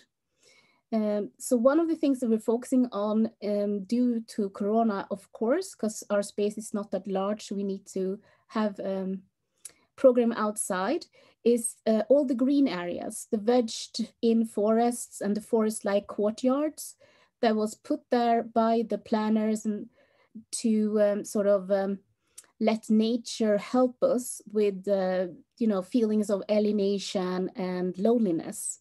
So we will investigate these green areas together with artists and researchers and people living in the neighborhood to try to sort of try to look into the idea of how nature can be linked to claims like lessen alienation and loneliness. So there's a new project called Songs from Hökeringen, which we will look into these neighborhoods, these neighborhood green areas. And we will also build right next to our house, there's a park, Fagerlidsparken, and there we will also build a new art pavilion together with associations in the local community. And this is a non-commercial space, which we all can use, and it will be, hopefully, depending on the building permit, be there for quite a long time. And this park has just been, taken over by an association of neighbors to be run by them because it was due to be closed by the city authorities. I think I just skip talking about the exhibitions because it's kind of hard when we can't really look at any images. Perhaps, might I just interrupt? It would be great to see your images. So perhaps while I ask a question to Laura from the chat, you might want to try and share it again. Yeah. And then we can jump back to that. Laura, there's quite a large discussion going on about museums now in the Facebook chat. And a lot of questions are being asked to you and me as representatives of museums. But since this is a panel where you're the panelist, I will phrase this question from Anna Berntsson. With regards to the Detroit projects, I ask my question again from earlier. What's stopping museums and other institutions to be catalysts for change? Is it because they have to be PC, i.e. politically correct? And if so, how come it works better in Detroit? I realize I'm muted. I mean, yeah, of course. I mean, museums is catalyst for change. I mean, we have such an enormous responsibility, you know, in ways we're the ones who set what is documented as art history, what becomes art history. And when I talk about curation, I talk about it as a responsibility. You know, it's interesting, you know, because I also work with students, and when I explain to them that what I curate has nothing to do with my personal taste, they're like shocked. And I'm like, yeah, I mean, that's not the questions I ask myself. Like, what is the work we need to see now? What is the work that's most relevant? What is the work doing in the world? Like, what does it actually do? And I think that's what drives a lot of the projects that I have been interested in part because I did inherit a huge racial division. I mean, Cranbrook Art Museum is located in the suburbs, but Detroit, of course, is its art scene in its inner city. So finding ways to kind of create pathways across that 8 Mile, everyone knows 8 Mile because of the Eminem movie, finding ways for like the path across 8 Mile back and forth was really important to me. But also, you know, that's also where like Detroit's a fascinating city. I mean, it's in part because it's, you know, it had to kind of do so much homegrown grassroots organization. People talk to one another in the city. People speak to you in the grocery stores. People wave to you on the streets. It's a very like community driven place, in part because it had to be. You know, you come out to a lot of the places that are apparent, you know, if you go to a lot of places out in deep in the suburbs, no one speaks to one another. So, I mean, it really, in a way, it's Detroit, I think, is a place in which if you come with good intentions, not a lot of people do, but if you come in good intentions, people say yes, and they want things to happen and they want to have those engagements. So in terms of the institution of museums, I mean, part of the reason why I'm able to do with what I do is because I work for a smaller institution. We can be nimble, we can be flexible, we can be responsive to our time.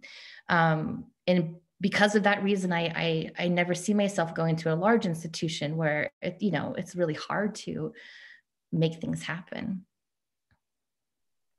Yeah, although one can also, of course, create these little pockets of agility within large institutions. I feel like that was my experience of Malmö Konstmuseum on the move, that you become a small institution within the larger institution. And then through that work, you also change the larger institution. Not to talk about my own approach, it's just there's a question from Apollonia Systusik that specifically asked you and I think, about how one might kind of try and create a sustainability action plan. And whether our respective institutions have it, or I remember we spoke about this in the pre-conversation a little bit, this idea of an action plan and it being maybe quite a Scandinavian phenomenon. So maybe you can describe how you work in the States.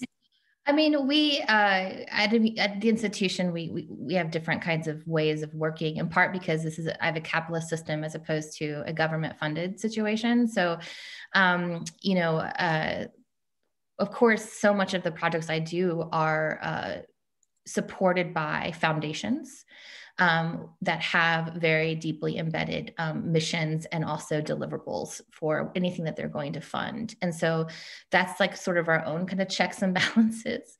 But I would say that within the museum in which I started, the museum wasn't doing projects like this before I arrived, and I didn't quite ask permission. So sometimes it's good to just start doing things. Like if I were to give any advice is, you know, I didn't spend, you know, in a way I laid out the project, I funded that project, and then I just started doing it. And then at some point you start building an infrastructure of trust, and now there's an expectation. You can't go back from that kind of deeply embedded investment and ambitions in the kind of programming an institution does. You do change the DNA through action. And so that's what I would say. There is an action plan. It sort of becomes almost sometimes in the aftermath of working really productively and hard. It's hard work. Yeah, brilliant. I recognize a lot of my own approach in what you're saying here. I think we have Ulrika back again. Are you going to try to share your screen? And if not, maybe you can pick up on the point that you... here we go. Here we go. So I switched computers, so this should go better. So now we're seeing the house that I spoke about. The house is Konstanzee on the sort of mid-level. And in this house, where it's both the art institution, there's also artist residence, and there's studios and a woodshop school for kids, which we often hear in our office. And I spoke about us looking into decolonizing our own institution. And this is Mansi, the researcher who's working in our local archive that we host, which is the archive of Hökaringen. And there's also some images of this residency space that we built in our neighbor's front yard, which will then go back to the neighbors later on. The project Sing Songs from Hökaringen is set just here in the park, which is, here's our building to the left, and here's the local growers. So in this park, we will build an art pavilion that will be ready for spring this year, together with other local associations. And that will also be a space for programming, but also for very much a space for, I guess, us coming together with our local, as Laura called them, anchors into our program, people that help us, that we work together, that we develop projects together with. And one of the main things that will be happening this spring is especially walks that is sort of exploring the local areas from a social and political point of view, and it's anchored in different reading circles outside. So this is something we are doing with several local associations. Here's some images from one of the shows that we opened in in September. And this is called Under Different Sun. And it's, now you can see our exhibition space with this, the floor that's from the laundry space. And this exhibition is actually examining people's, it's examining voice and language, the ability to speak and the ability to formulate oneself in relationship to one's own and others' rights. So here's an image from Otlit's group. And I see that all the titles is gone, but this whole project is something that came together with a local creative workshop in collective writing, because the whole sort of idea of this is to look at how voices, both individual and collective ones, come together in forms of, when you exchange ideas, and no voice is heard alone, but appears as a stream in a sea of other interwoven voices. This was the sort of starting point of this practice. And I guess the whole program that we are running now for 1 year is looking at the ability to see someone else in oneself, and based on that insight, speak and act in the world.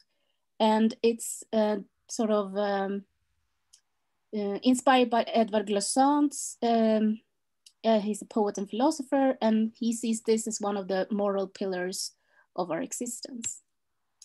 We were talking about action plans, and this is an action plan that we actually gave out. It's a sort of a different action plan, I guess. It's an action plan that came out in my other job as artistic director of Stockholm People's Movement for Art Promotion, an organization from 1947, which is looking for, as a mission of art for everyone. And this action plan is actually trying to talk about the flood of action plans that doesn't really lead to action. So what we did was that we had a workshop together with a large group of artists trying to understand what cultural politics in a Swedish context is. And the project aims to formulate a new sort of plan for a fairer art field. It wants to talk about and generate knowledge and explore the bureaucracy itself as a potential artistic space that could be used for more progressive cultural political agenda.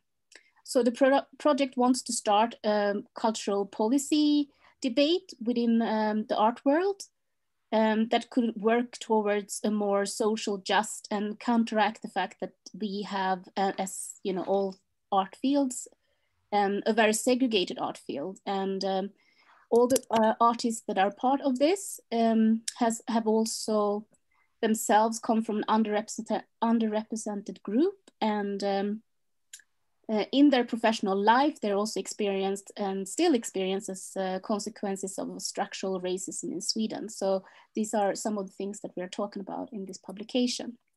Sorry to interrupt you, Ulrika, because we are running a bit out of time, and I wanted to just tag on a question that you've been posed to you in the Facebook chat, which is, given the work related to belonging takes so much time and is so sensitive and related to change, how do you imagine Konsthall ser some years down the line and its possible missions? I think that ties in quite nicely with what you were just saying, and bearing in mind that we literally have 1 minute left of our panel. So one thing that Konsthall ser has done is that people who work there can stay for a little bit longer, because before you can only stay for 2 years in your post.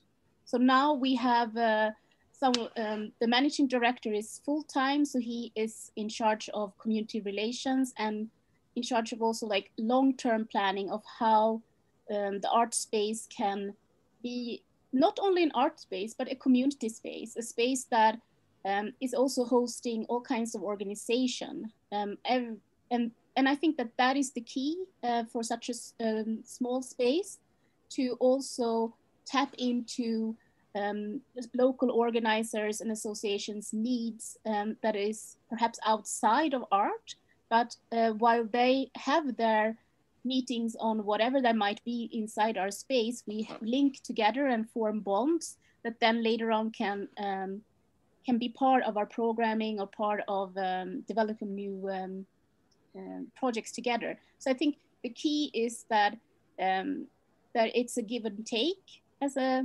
institution, and it's a way of listening and not just asking your immediate surrounding for what type of art space is needed and relevant in this context that you're working in.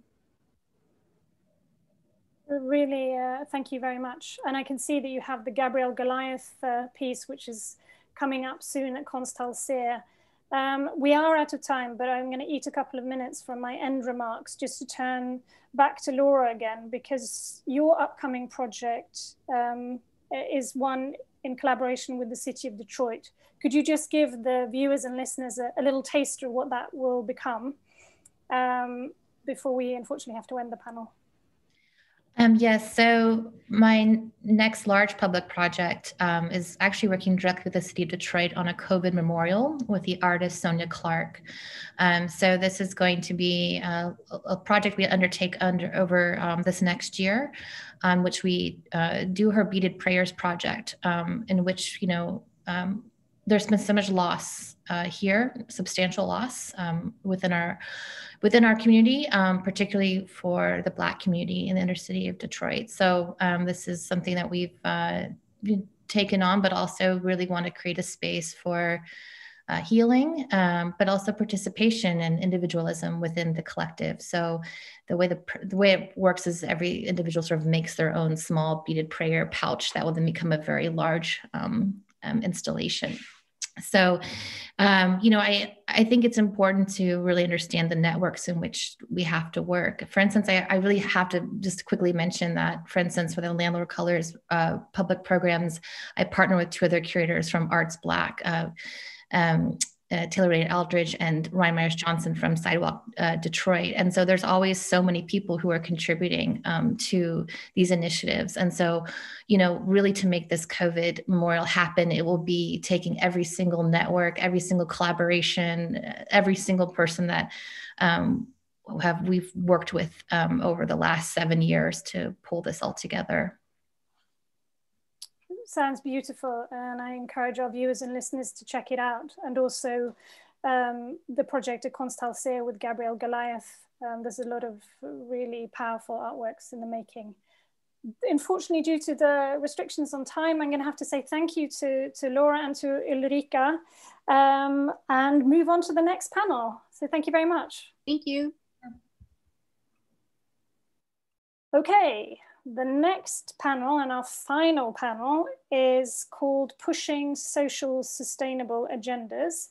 And I'm delighted to be joined by Minna, Parveen, and Rahel, two of whom are based in Malmö, and one whose work is in Malmö when we can finally see it live. So I wanted to start with you, Minna, straight away, because you have work in this exhibition.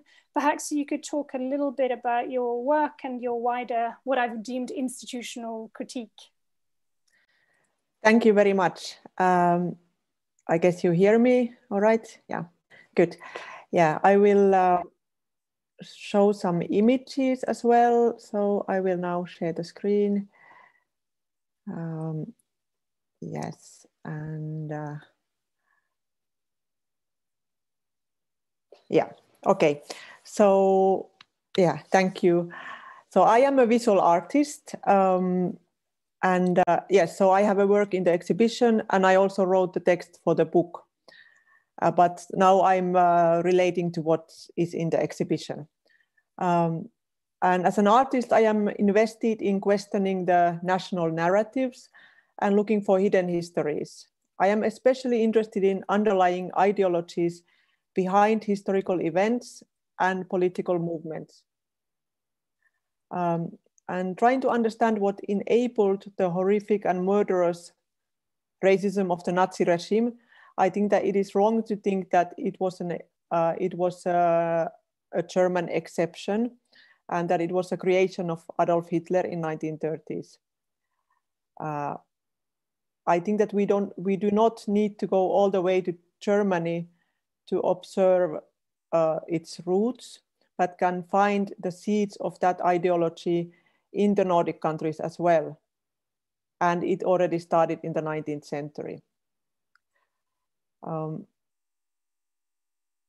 The work which I have in the exhibition, Sustainable Societies for the Future, which opens on the 1st of February, is titled Nordic Race Science. And it is a diagram mapping of the main protagonists involved in the racist race science in the Nordic countries. In the 19th century, skulls were collected and measured. And in the 20th century, also masses of living people were photographed and measured in order to be superficially grouped and placed in hierarchical order of superiority. As conclusion, regeneration of some groups was supported and encouraged, and for some others, it was forcibly prevented. And they were also subject of numerous other forms of racist oppression, granted the justification by the science, which I would actually call a pseudoscience. The work in the exhibition in Malmö is a slight update of the work which I first did for an exhibition, History Unfolds, which was curated by Helen Larsson Buset in the Swedish History Museum in 2016-2017. At the History Museum, I worked on the research together with archaeologists, then the head of research at the Historical Museum, Fredrik Svanberg. Journalist Björn af Kleen visited the exhibition at the Swedish History Museum in 2016 and wrote to Dagens Nyheter newspaper, which is one of Sweden's main newspapers. And he started his text from my work, but then moved on to scolding the Medical University Karolinska Institutet for years passing since Av Glen had written an investigative article about the cranium collections, the skull collections at the Karolinska, and the institution promising to publicize about the collections and open for debate the question of what to do with them.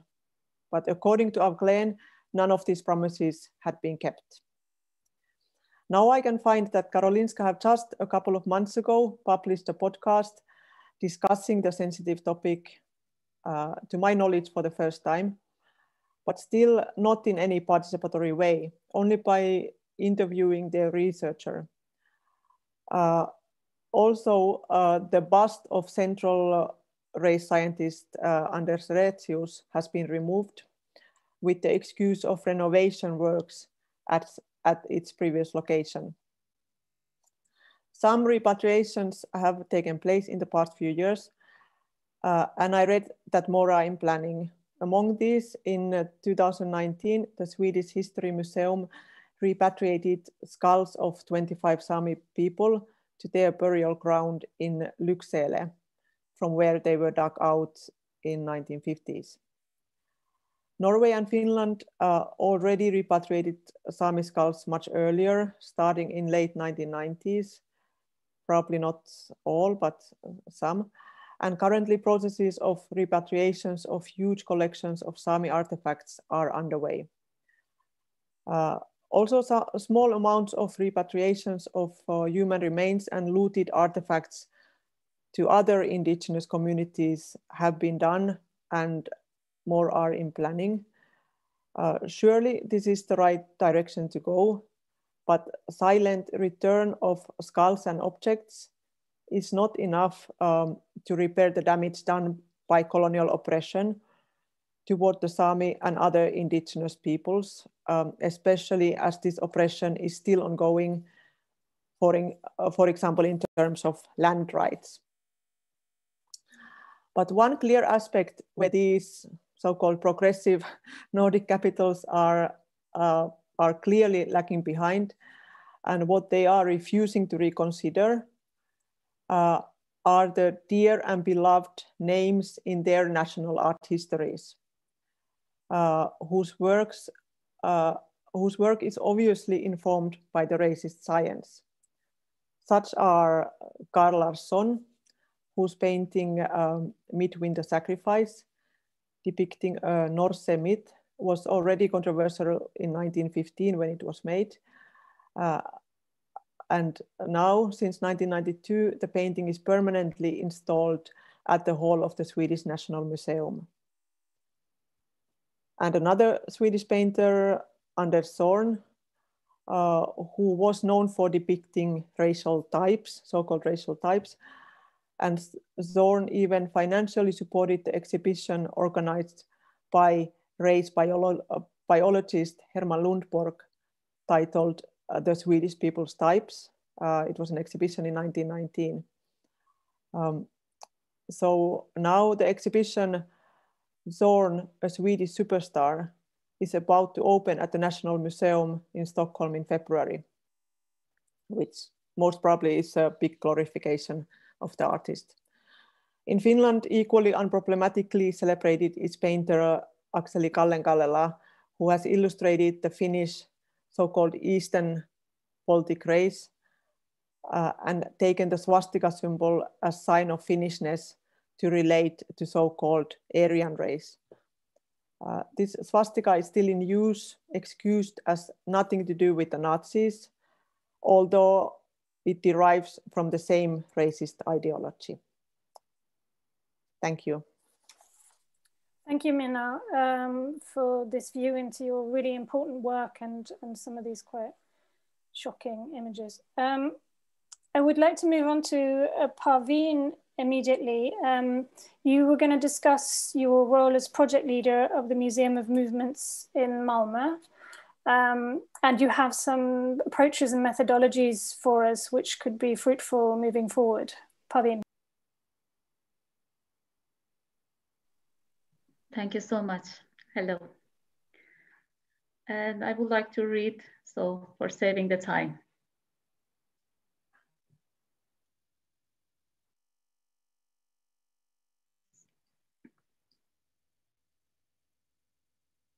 picture has. Oh my God.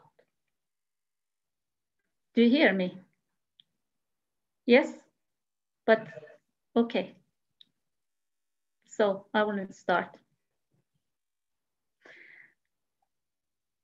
Okay. Thank you so much for inviting me to this online seminar at Malmö Art Museum regarding the very important issue of not only if, but why it is essential for museums to be a catalyst for change in society. My name is Pervin Erdalan, and my background is in journalism and feminist activism in Iran. Since my settling down in Sweden a decade ago, I have been involved with activism and social recognition regarding women, migrant, and art in the cultural departments of Malmö municipality. Complex situations and circumstances are usually uncovered by asking very simple questions, such as, where can I find the written history of the migrant women who were a part of shaping the Swedish economy in the last century? Or where can I find stage productions, installations, or exhibitions involving cooperations between the institutions and the indigenous minorities or migrants in Sweden?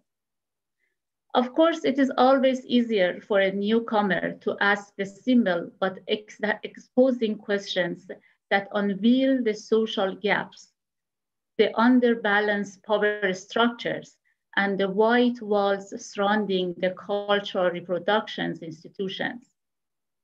My talk will be focused on how two processes have actually been a catalyst for change in the museums.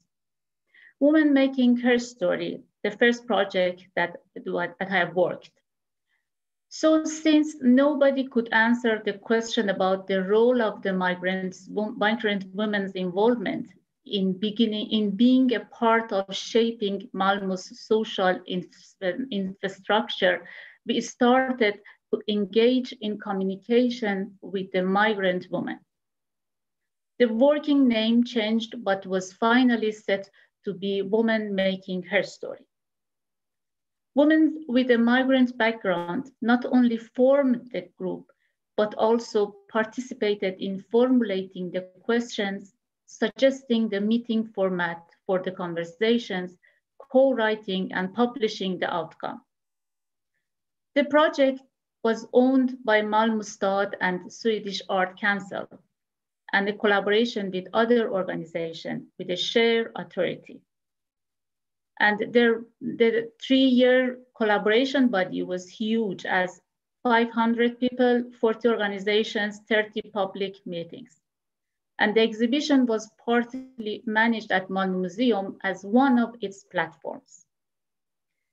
Migration memory encounters. Since no one could point me to how migrant artists' experiences and productions capacity were utilized, we started the process of migration memory encounters by forming inclusive, horizontal working groups with the artists, activists, and academics regarding content, format, space, stage setting, and production.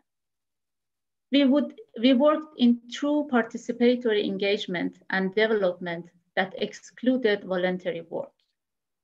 After 3 years and 12 events, the process is now coming to an end. Our common conclusion, key process steps that have been used are inclusive-based collaboration with citizens, willingness to apply non-normative methods, such as meetings, communication, information, building platforms outside of institutions, such as a space, infrastructure, staff, transparent power sharing, authority sharing, participatory development by all those involved, public engagement, paid participation, co-writing about the process, and not to recreate or reproduce objectification. and democratizing all processes, such as research, mediation, production, curation, design, and reporting. The process intentionally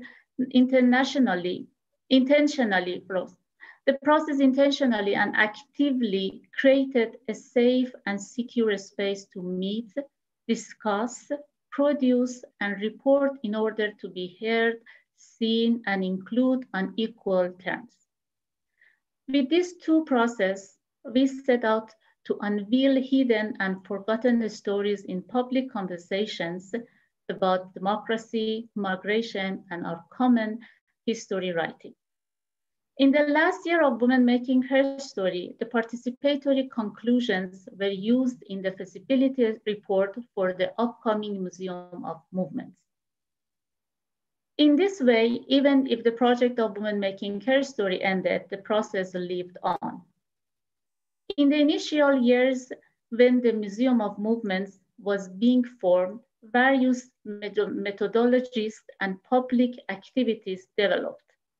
The shared authority and non-normative project management skills.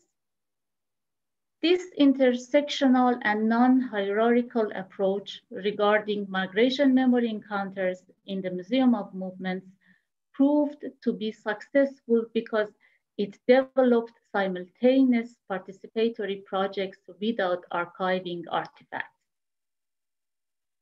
Even though Women Making Her Story and Migration Memory Encounters has ended and the Museum of Movements is closed, the process, methodologies, and knowledge production live on when more people claim shared authority within our common cultural institutions. The citizens will no longer be passive consumers of self-serving nation building, still sometimes colonial institutions. When the movement is set in motion, there is no going back. Thank you. Great, thank you very much. And as I understand it, the Museum of Movements actually just closed this 1st of January 2021. Is that correct? Yes. Rahel, I'd like to loop you in now, because in our previous conversation, you talked about the Museum of Movements as being a concrete example of a decolonizing museum. And now you've been charged with a rather large task of explaining what is meant by decolonizing the museum, or indeed decolonizing the university. Yes, first of all, thank you for this opportunity. To decolonize the museum means quite a few things, but I think it's important for me to first point out that this discussion has been happening for several years now, and in parallel with movements to decolonize the museum and decolonize the university. And both of these places and spaces, various activists have called for their decolonization because traditionally these institutions are known for producing what we call epistemic violence, right? Violence against or through knowledge production. So decolonizing the museum, or, with the example of the Museum of Movements that has just been closed down in Malmö, what happens is that this sort of a space becomes open to a community. It becomes a living space for displaying various art forms. It also becomes a meeting place for people within the community to discuss issues that pertain to them. And by members of the community, I mean like all types of members. Museums, unfortunately, have been places and spaces of reproducing colonialism, mostly dominated by the elites in the society, and even the different things that would be on display, let it be artifacts, relics, artwork, has also played quite a big role in reproducing this epistemic violence that I'm talking about. So decolonizing the museum in that way would mean to stop reproducing this epistemic violence. Somebody in the audience had on the Facebook chat had asked, whether to reimagine the museum means for it to be politically correct or PC. It is not about being politically correct, but it's about changing the space of a museum to not reproduce this epistemic violence that museums have been traditionally known to do. They should become equitable, inclusive spaces for people that do not make up the majority. India, displaying things that are that talk to the community.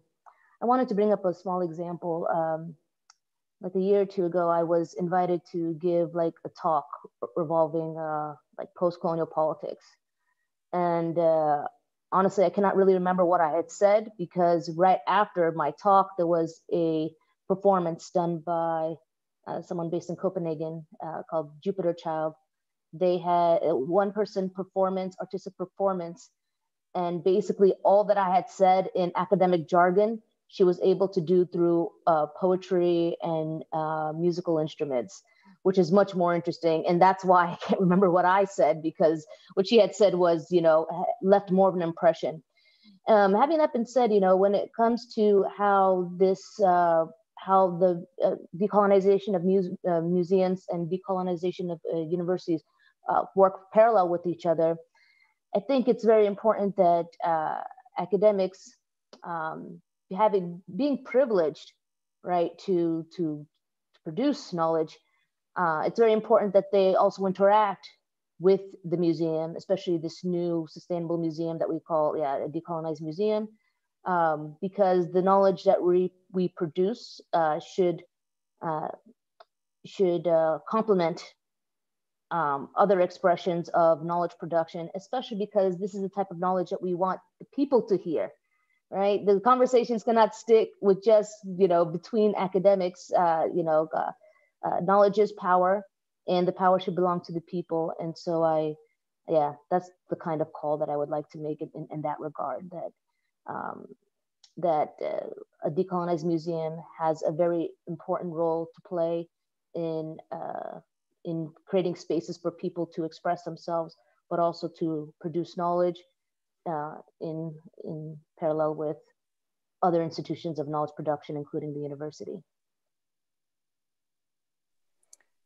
Thank you. You spoke really powerfully about the role of art through this performance by Jupiter Child. So I think what's gone through a number of the different presentations today has been the notion of how art can act as a catalyst. But specifically to do with the museum or the art institution, I wondered if you could speak a little bit more about how something like the Museum of Movements, how was it specifically different from these kinds of museums that we can describe as the traditional ones perpetrating epistemic violence, like the ones that Minna so effectively described in her introduction? Yeah, first of all, it was an open space literally in terms of like the space that it was in. It was like an open room that could be used for various activities besides, like, you know, the displaying of art or, you know, artistic performances. It was also a meeting place. I was so fortunate to, in fact, take part in a 2-day workshop on museum ethics and how this sort of new museum should the ethics, or the sort of a guideline to how these museums should run.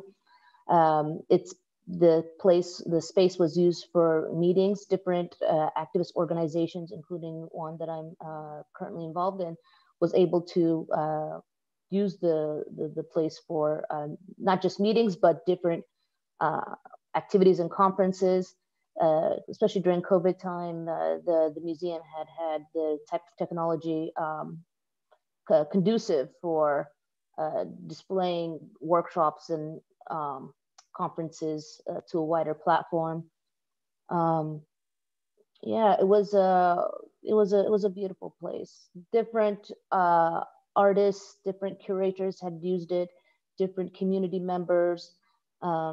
Even with what we have, the annual Freedom Parade in commemoration of the abolishment of slavery in Sweden, it was often the last point, the meeting place where discussions would continue on how the community is affected by racism and how they could work together to combat it. Those are just several examples. And personally, I feel very sad that the Museum of Movements is closed down. It was really an important space, a space that reflected what the city of Malmö is, which is a very diverse place. So maybe we could follow that up to you, Pavin, about specifically why did it shut?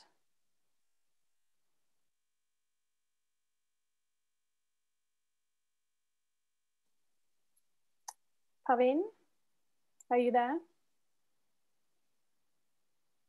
Yeah, actually, it was the governmental decision because of the budget.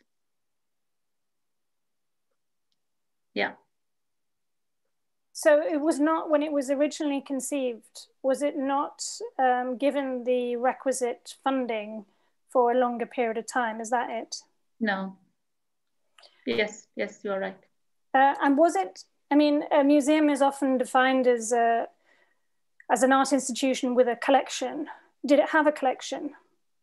No, actually, we didn't start with gathering the collection. It was a story especially focused on the stories and oral history, for example. And so we didn't want to do the traditional form of the museum to collect the collection and start gathering something and exhibiting. And it was something that, as we mentioned also in the museum, it was something like a museum and the movement, and the making. So everything was started from below, and then gradually we will find out that how we can do, how we can organize, and then go on. It's like a process of working, exactly.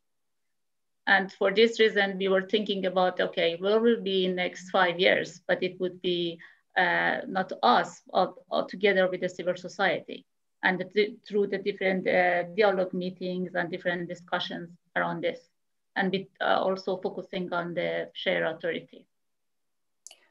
Can I add on to that? Yeah, please do. I mean, especially during this, when we developed this draft guideline for museums, the topic of not just collections, but archiving became an issue, as museums are traditionally known to, keep, collections of relics that was stolen through colonization. The issue of holding collections and archiving became an issue. And just like how Mina had presented, even something as ancestral skeleton is a very unethical thing to do, to keep it in a basement of a museum rather than allowing the descendants to bury it properly. But yeah, no, that's also quite the political and ethical issue. I just wanted to point that out. Yeah, absolutely. And I think, I mean, I have a question for all three of you, but maybe since we've got you on here, Rahel now, but then we'd also go to Parveen.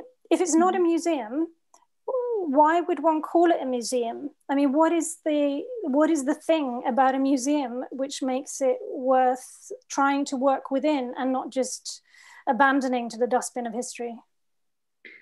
I think, yes, it would be a museum, not a museum, but it would be another dimension that we can use it as a museum, I think.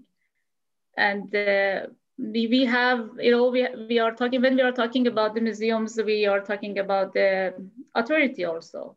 Many of the museums now, they have authority because they bring something, some belonging. For example, when I'm talking about the Museum of City of the Museum of the City or Museum of the National, so it would be a part of me that it would be of the museum. It's not like a cultural institution. So how should I be visualized in this kind of museums? It's a part of my background, my generation, my stories, so that should be in this museum. So I think that this kind of museum is important. And so we should call it museum, but in a form of, another form of the tradition museum. And to bring in you in, Minna, I mean, you seem to be working with criticism of certain museums displayed in the context of another museum. Do you find that in some way paradoxical? Well, when I was showing this work in the Swedish History Museum, I was very aware that this museum is part of this history. And so when I displayed it there, I also, for example, I took some vitrines where kind of this racist race history has been displayed. For example, this like divisions into long skulls and short skulls, and then a photograph from 1970s, like where they were still displaying this racism. So I was in that case, there was a possibility to kind of to turn the criticism also to that very institution. But when I was doing this, there were some institutions which would not collaborate, which would not lend me any objects, or kind of, obviously not being ready to kind of to come out publicly that they are also part of this history. But Swedish History Museum at that moment seemed more progressive. Exactly. Rahel, I'm really interested in your the museum ethics that you have developed. Could you draw out some of the points which you think are some of the most important in trying to think this idea of a new decolonized museum? Yeah, just so it's clear, it wasn't just the Museum of Movements. They were able to, you can hear me. They were able to bring experts from all over the world,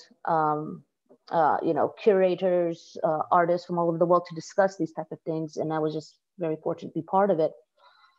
One important aspect that I think I already touched on was the idea of who owns these relics, right? Or who owns the collection. And especially in terms of when it comes to time, right? Artifacts or relics that have been collected in the museum, or even, let's say, pictures that might display something, hoard or not, but might be a picture of somebody from the past. Do their descendants have the right to reclaim those type of things, right? And so one of the things we discussed is that there has to be a mechanism, an agreement that the ownership of these artistic works and relics, stolen artifacts, should not only be repatriated, but the descendants of those who have created those things should have a right to kind of take them back, if that makes sense. That was one thing I can think of. There was some other things, but that's just kind of the example of how what the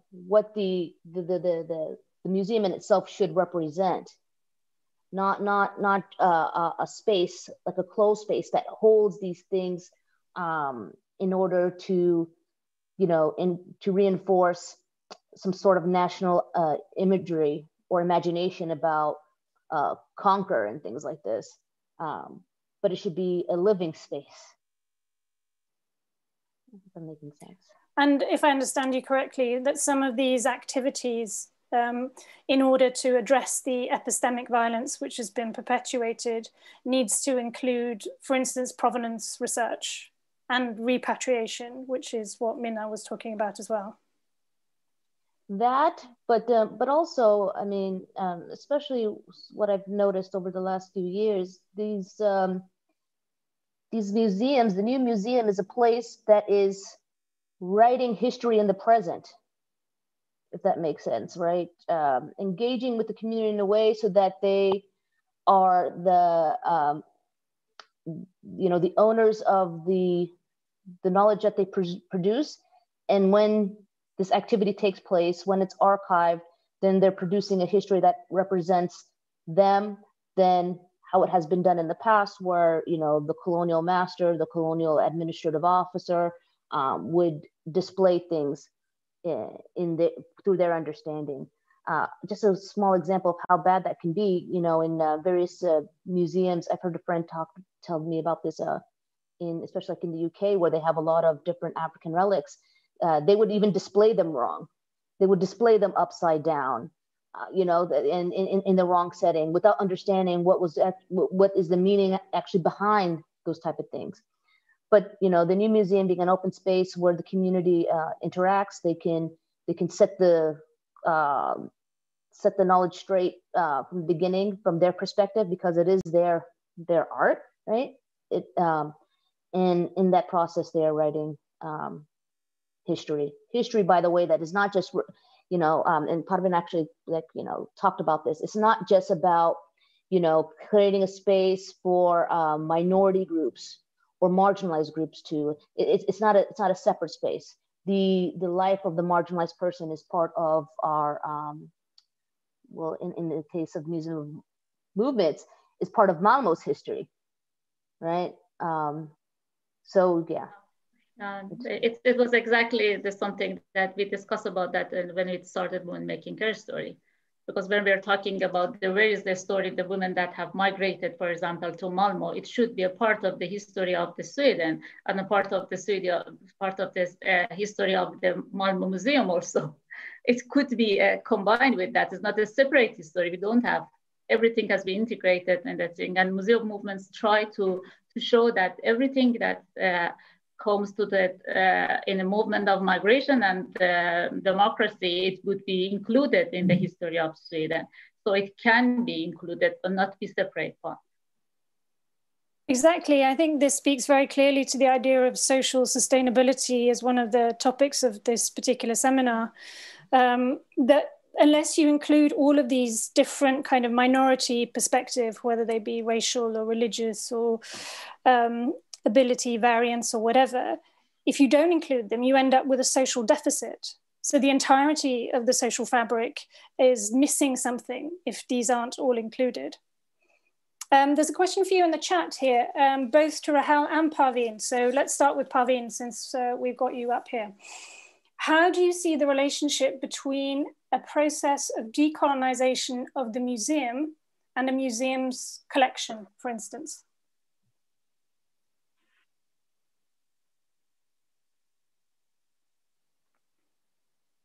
And you're muted, Parveen. So I think that just repeat again the questions because I was. Sure, I think we've also touched on it a little bit, but I think it's important for the questions in the chat to be heard. How do you see the relationship between a process of decolonization of the museum and the museum's collection, for instance? So I would assume that if you have a museum collection, which might be something like Minna described, you have these objects in the collection, or you have a massive amount of white male artists in your collection, for instance. How do you do that process of decolonization? Yes, I think that there's something that is very central points here is the rethinking.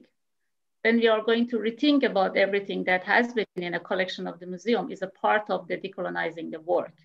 For example, when we were talking about the migration, women and migration, so we were finding a lot of photos that it was something that it was vice versa, and that then we had to decolonize that one, that we cannot discuss about that because there are something else. So I think then we started to discuss about that. And I think that one of the important things is that if we put them in a process of rethinking, it can be a part of the process of decolonizing of that, not just, even if we wanted to show them, it would be something that we have to discuss about that. The problem is that object is not, by itself doesn't have meaning. It has the different stories. And then we have to open these stories and to talk about it very open, and especially in a different period of time, because they have a different meaning. I don't know, I could answer or not. No, I think that was a great answer. I'd like to pose the question to you as well, Rahel, since the Facebook chat also asked it to you. Yeah.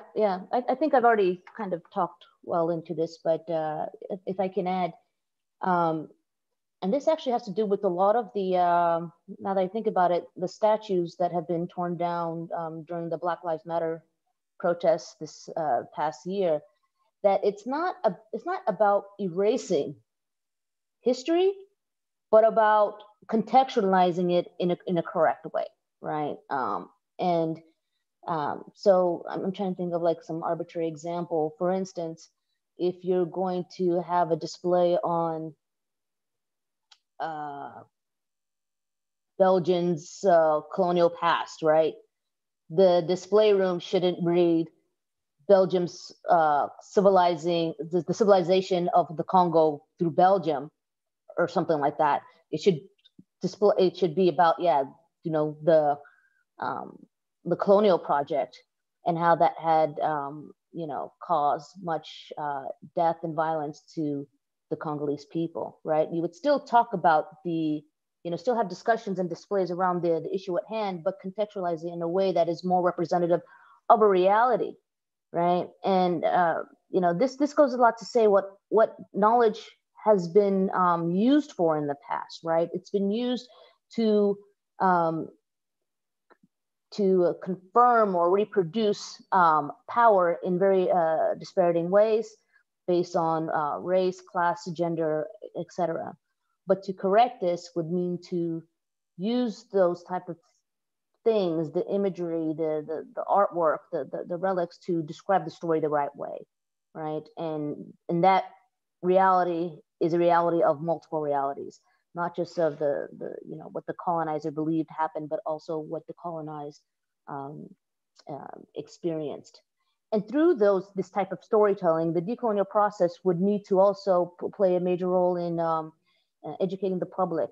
I'm thinking of children, for instance, going through the museum. It's very important for today's children to understand the negative ramifications of colonization and things like the Holocaust, genocide, like all these things that happened in the past in the name of power and for colonial conquer, so that these mistakes do not get repeated again. Exactly, and very well put.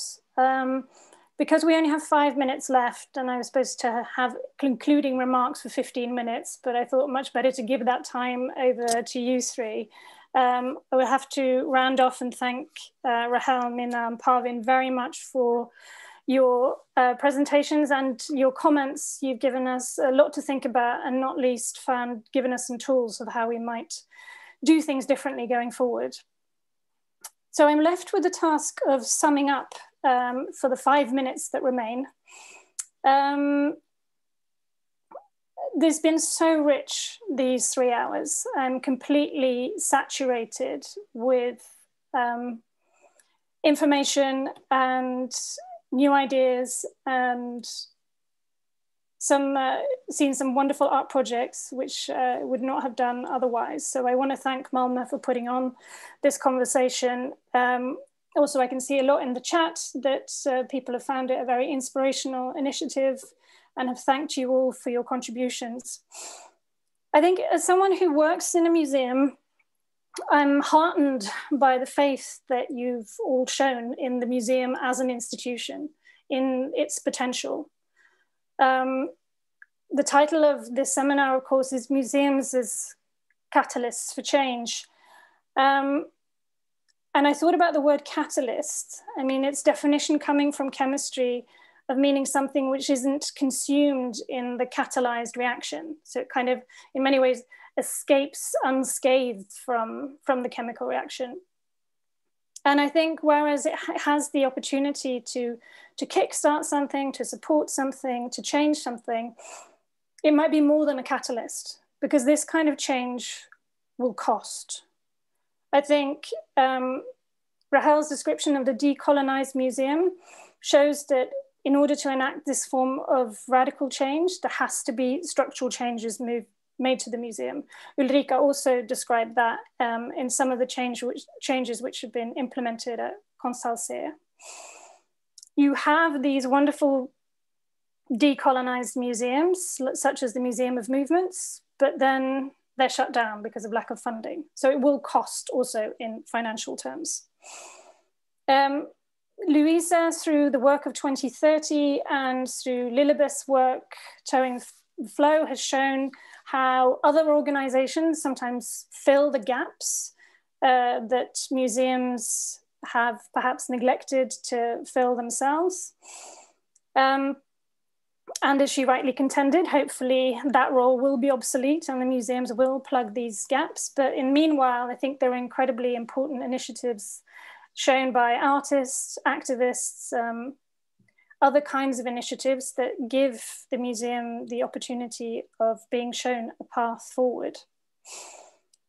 I think we rely on artists and activists to propose different forms of institutional critique, like Minna did so effectively. Also talking about exhibitions which are coming on display now in February 2021.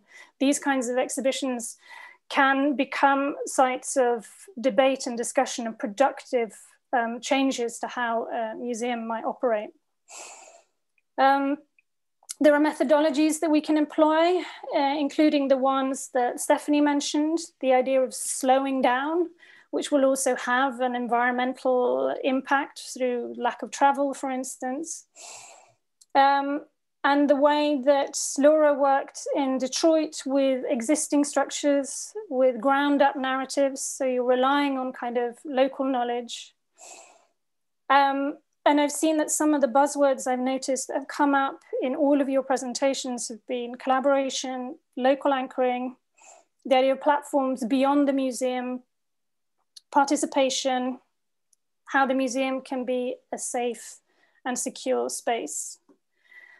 And I think in the idea of challenging the now, the questions that Michael was posing are urgent and spot on, but the challenge for us is to answer them and crucially to do something. When I was looking at this, I was reminded by my favorite TV series growing up, which was Fame.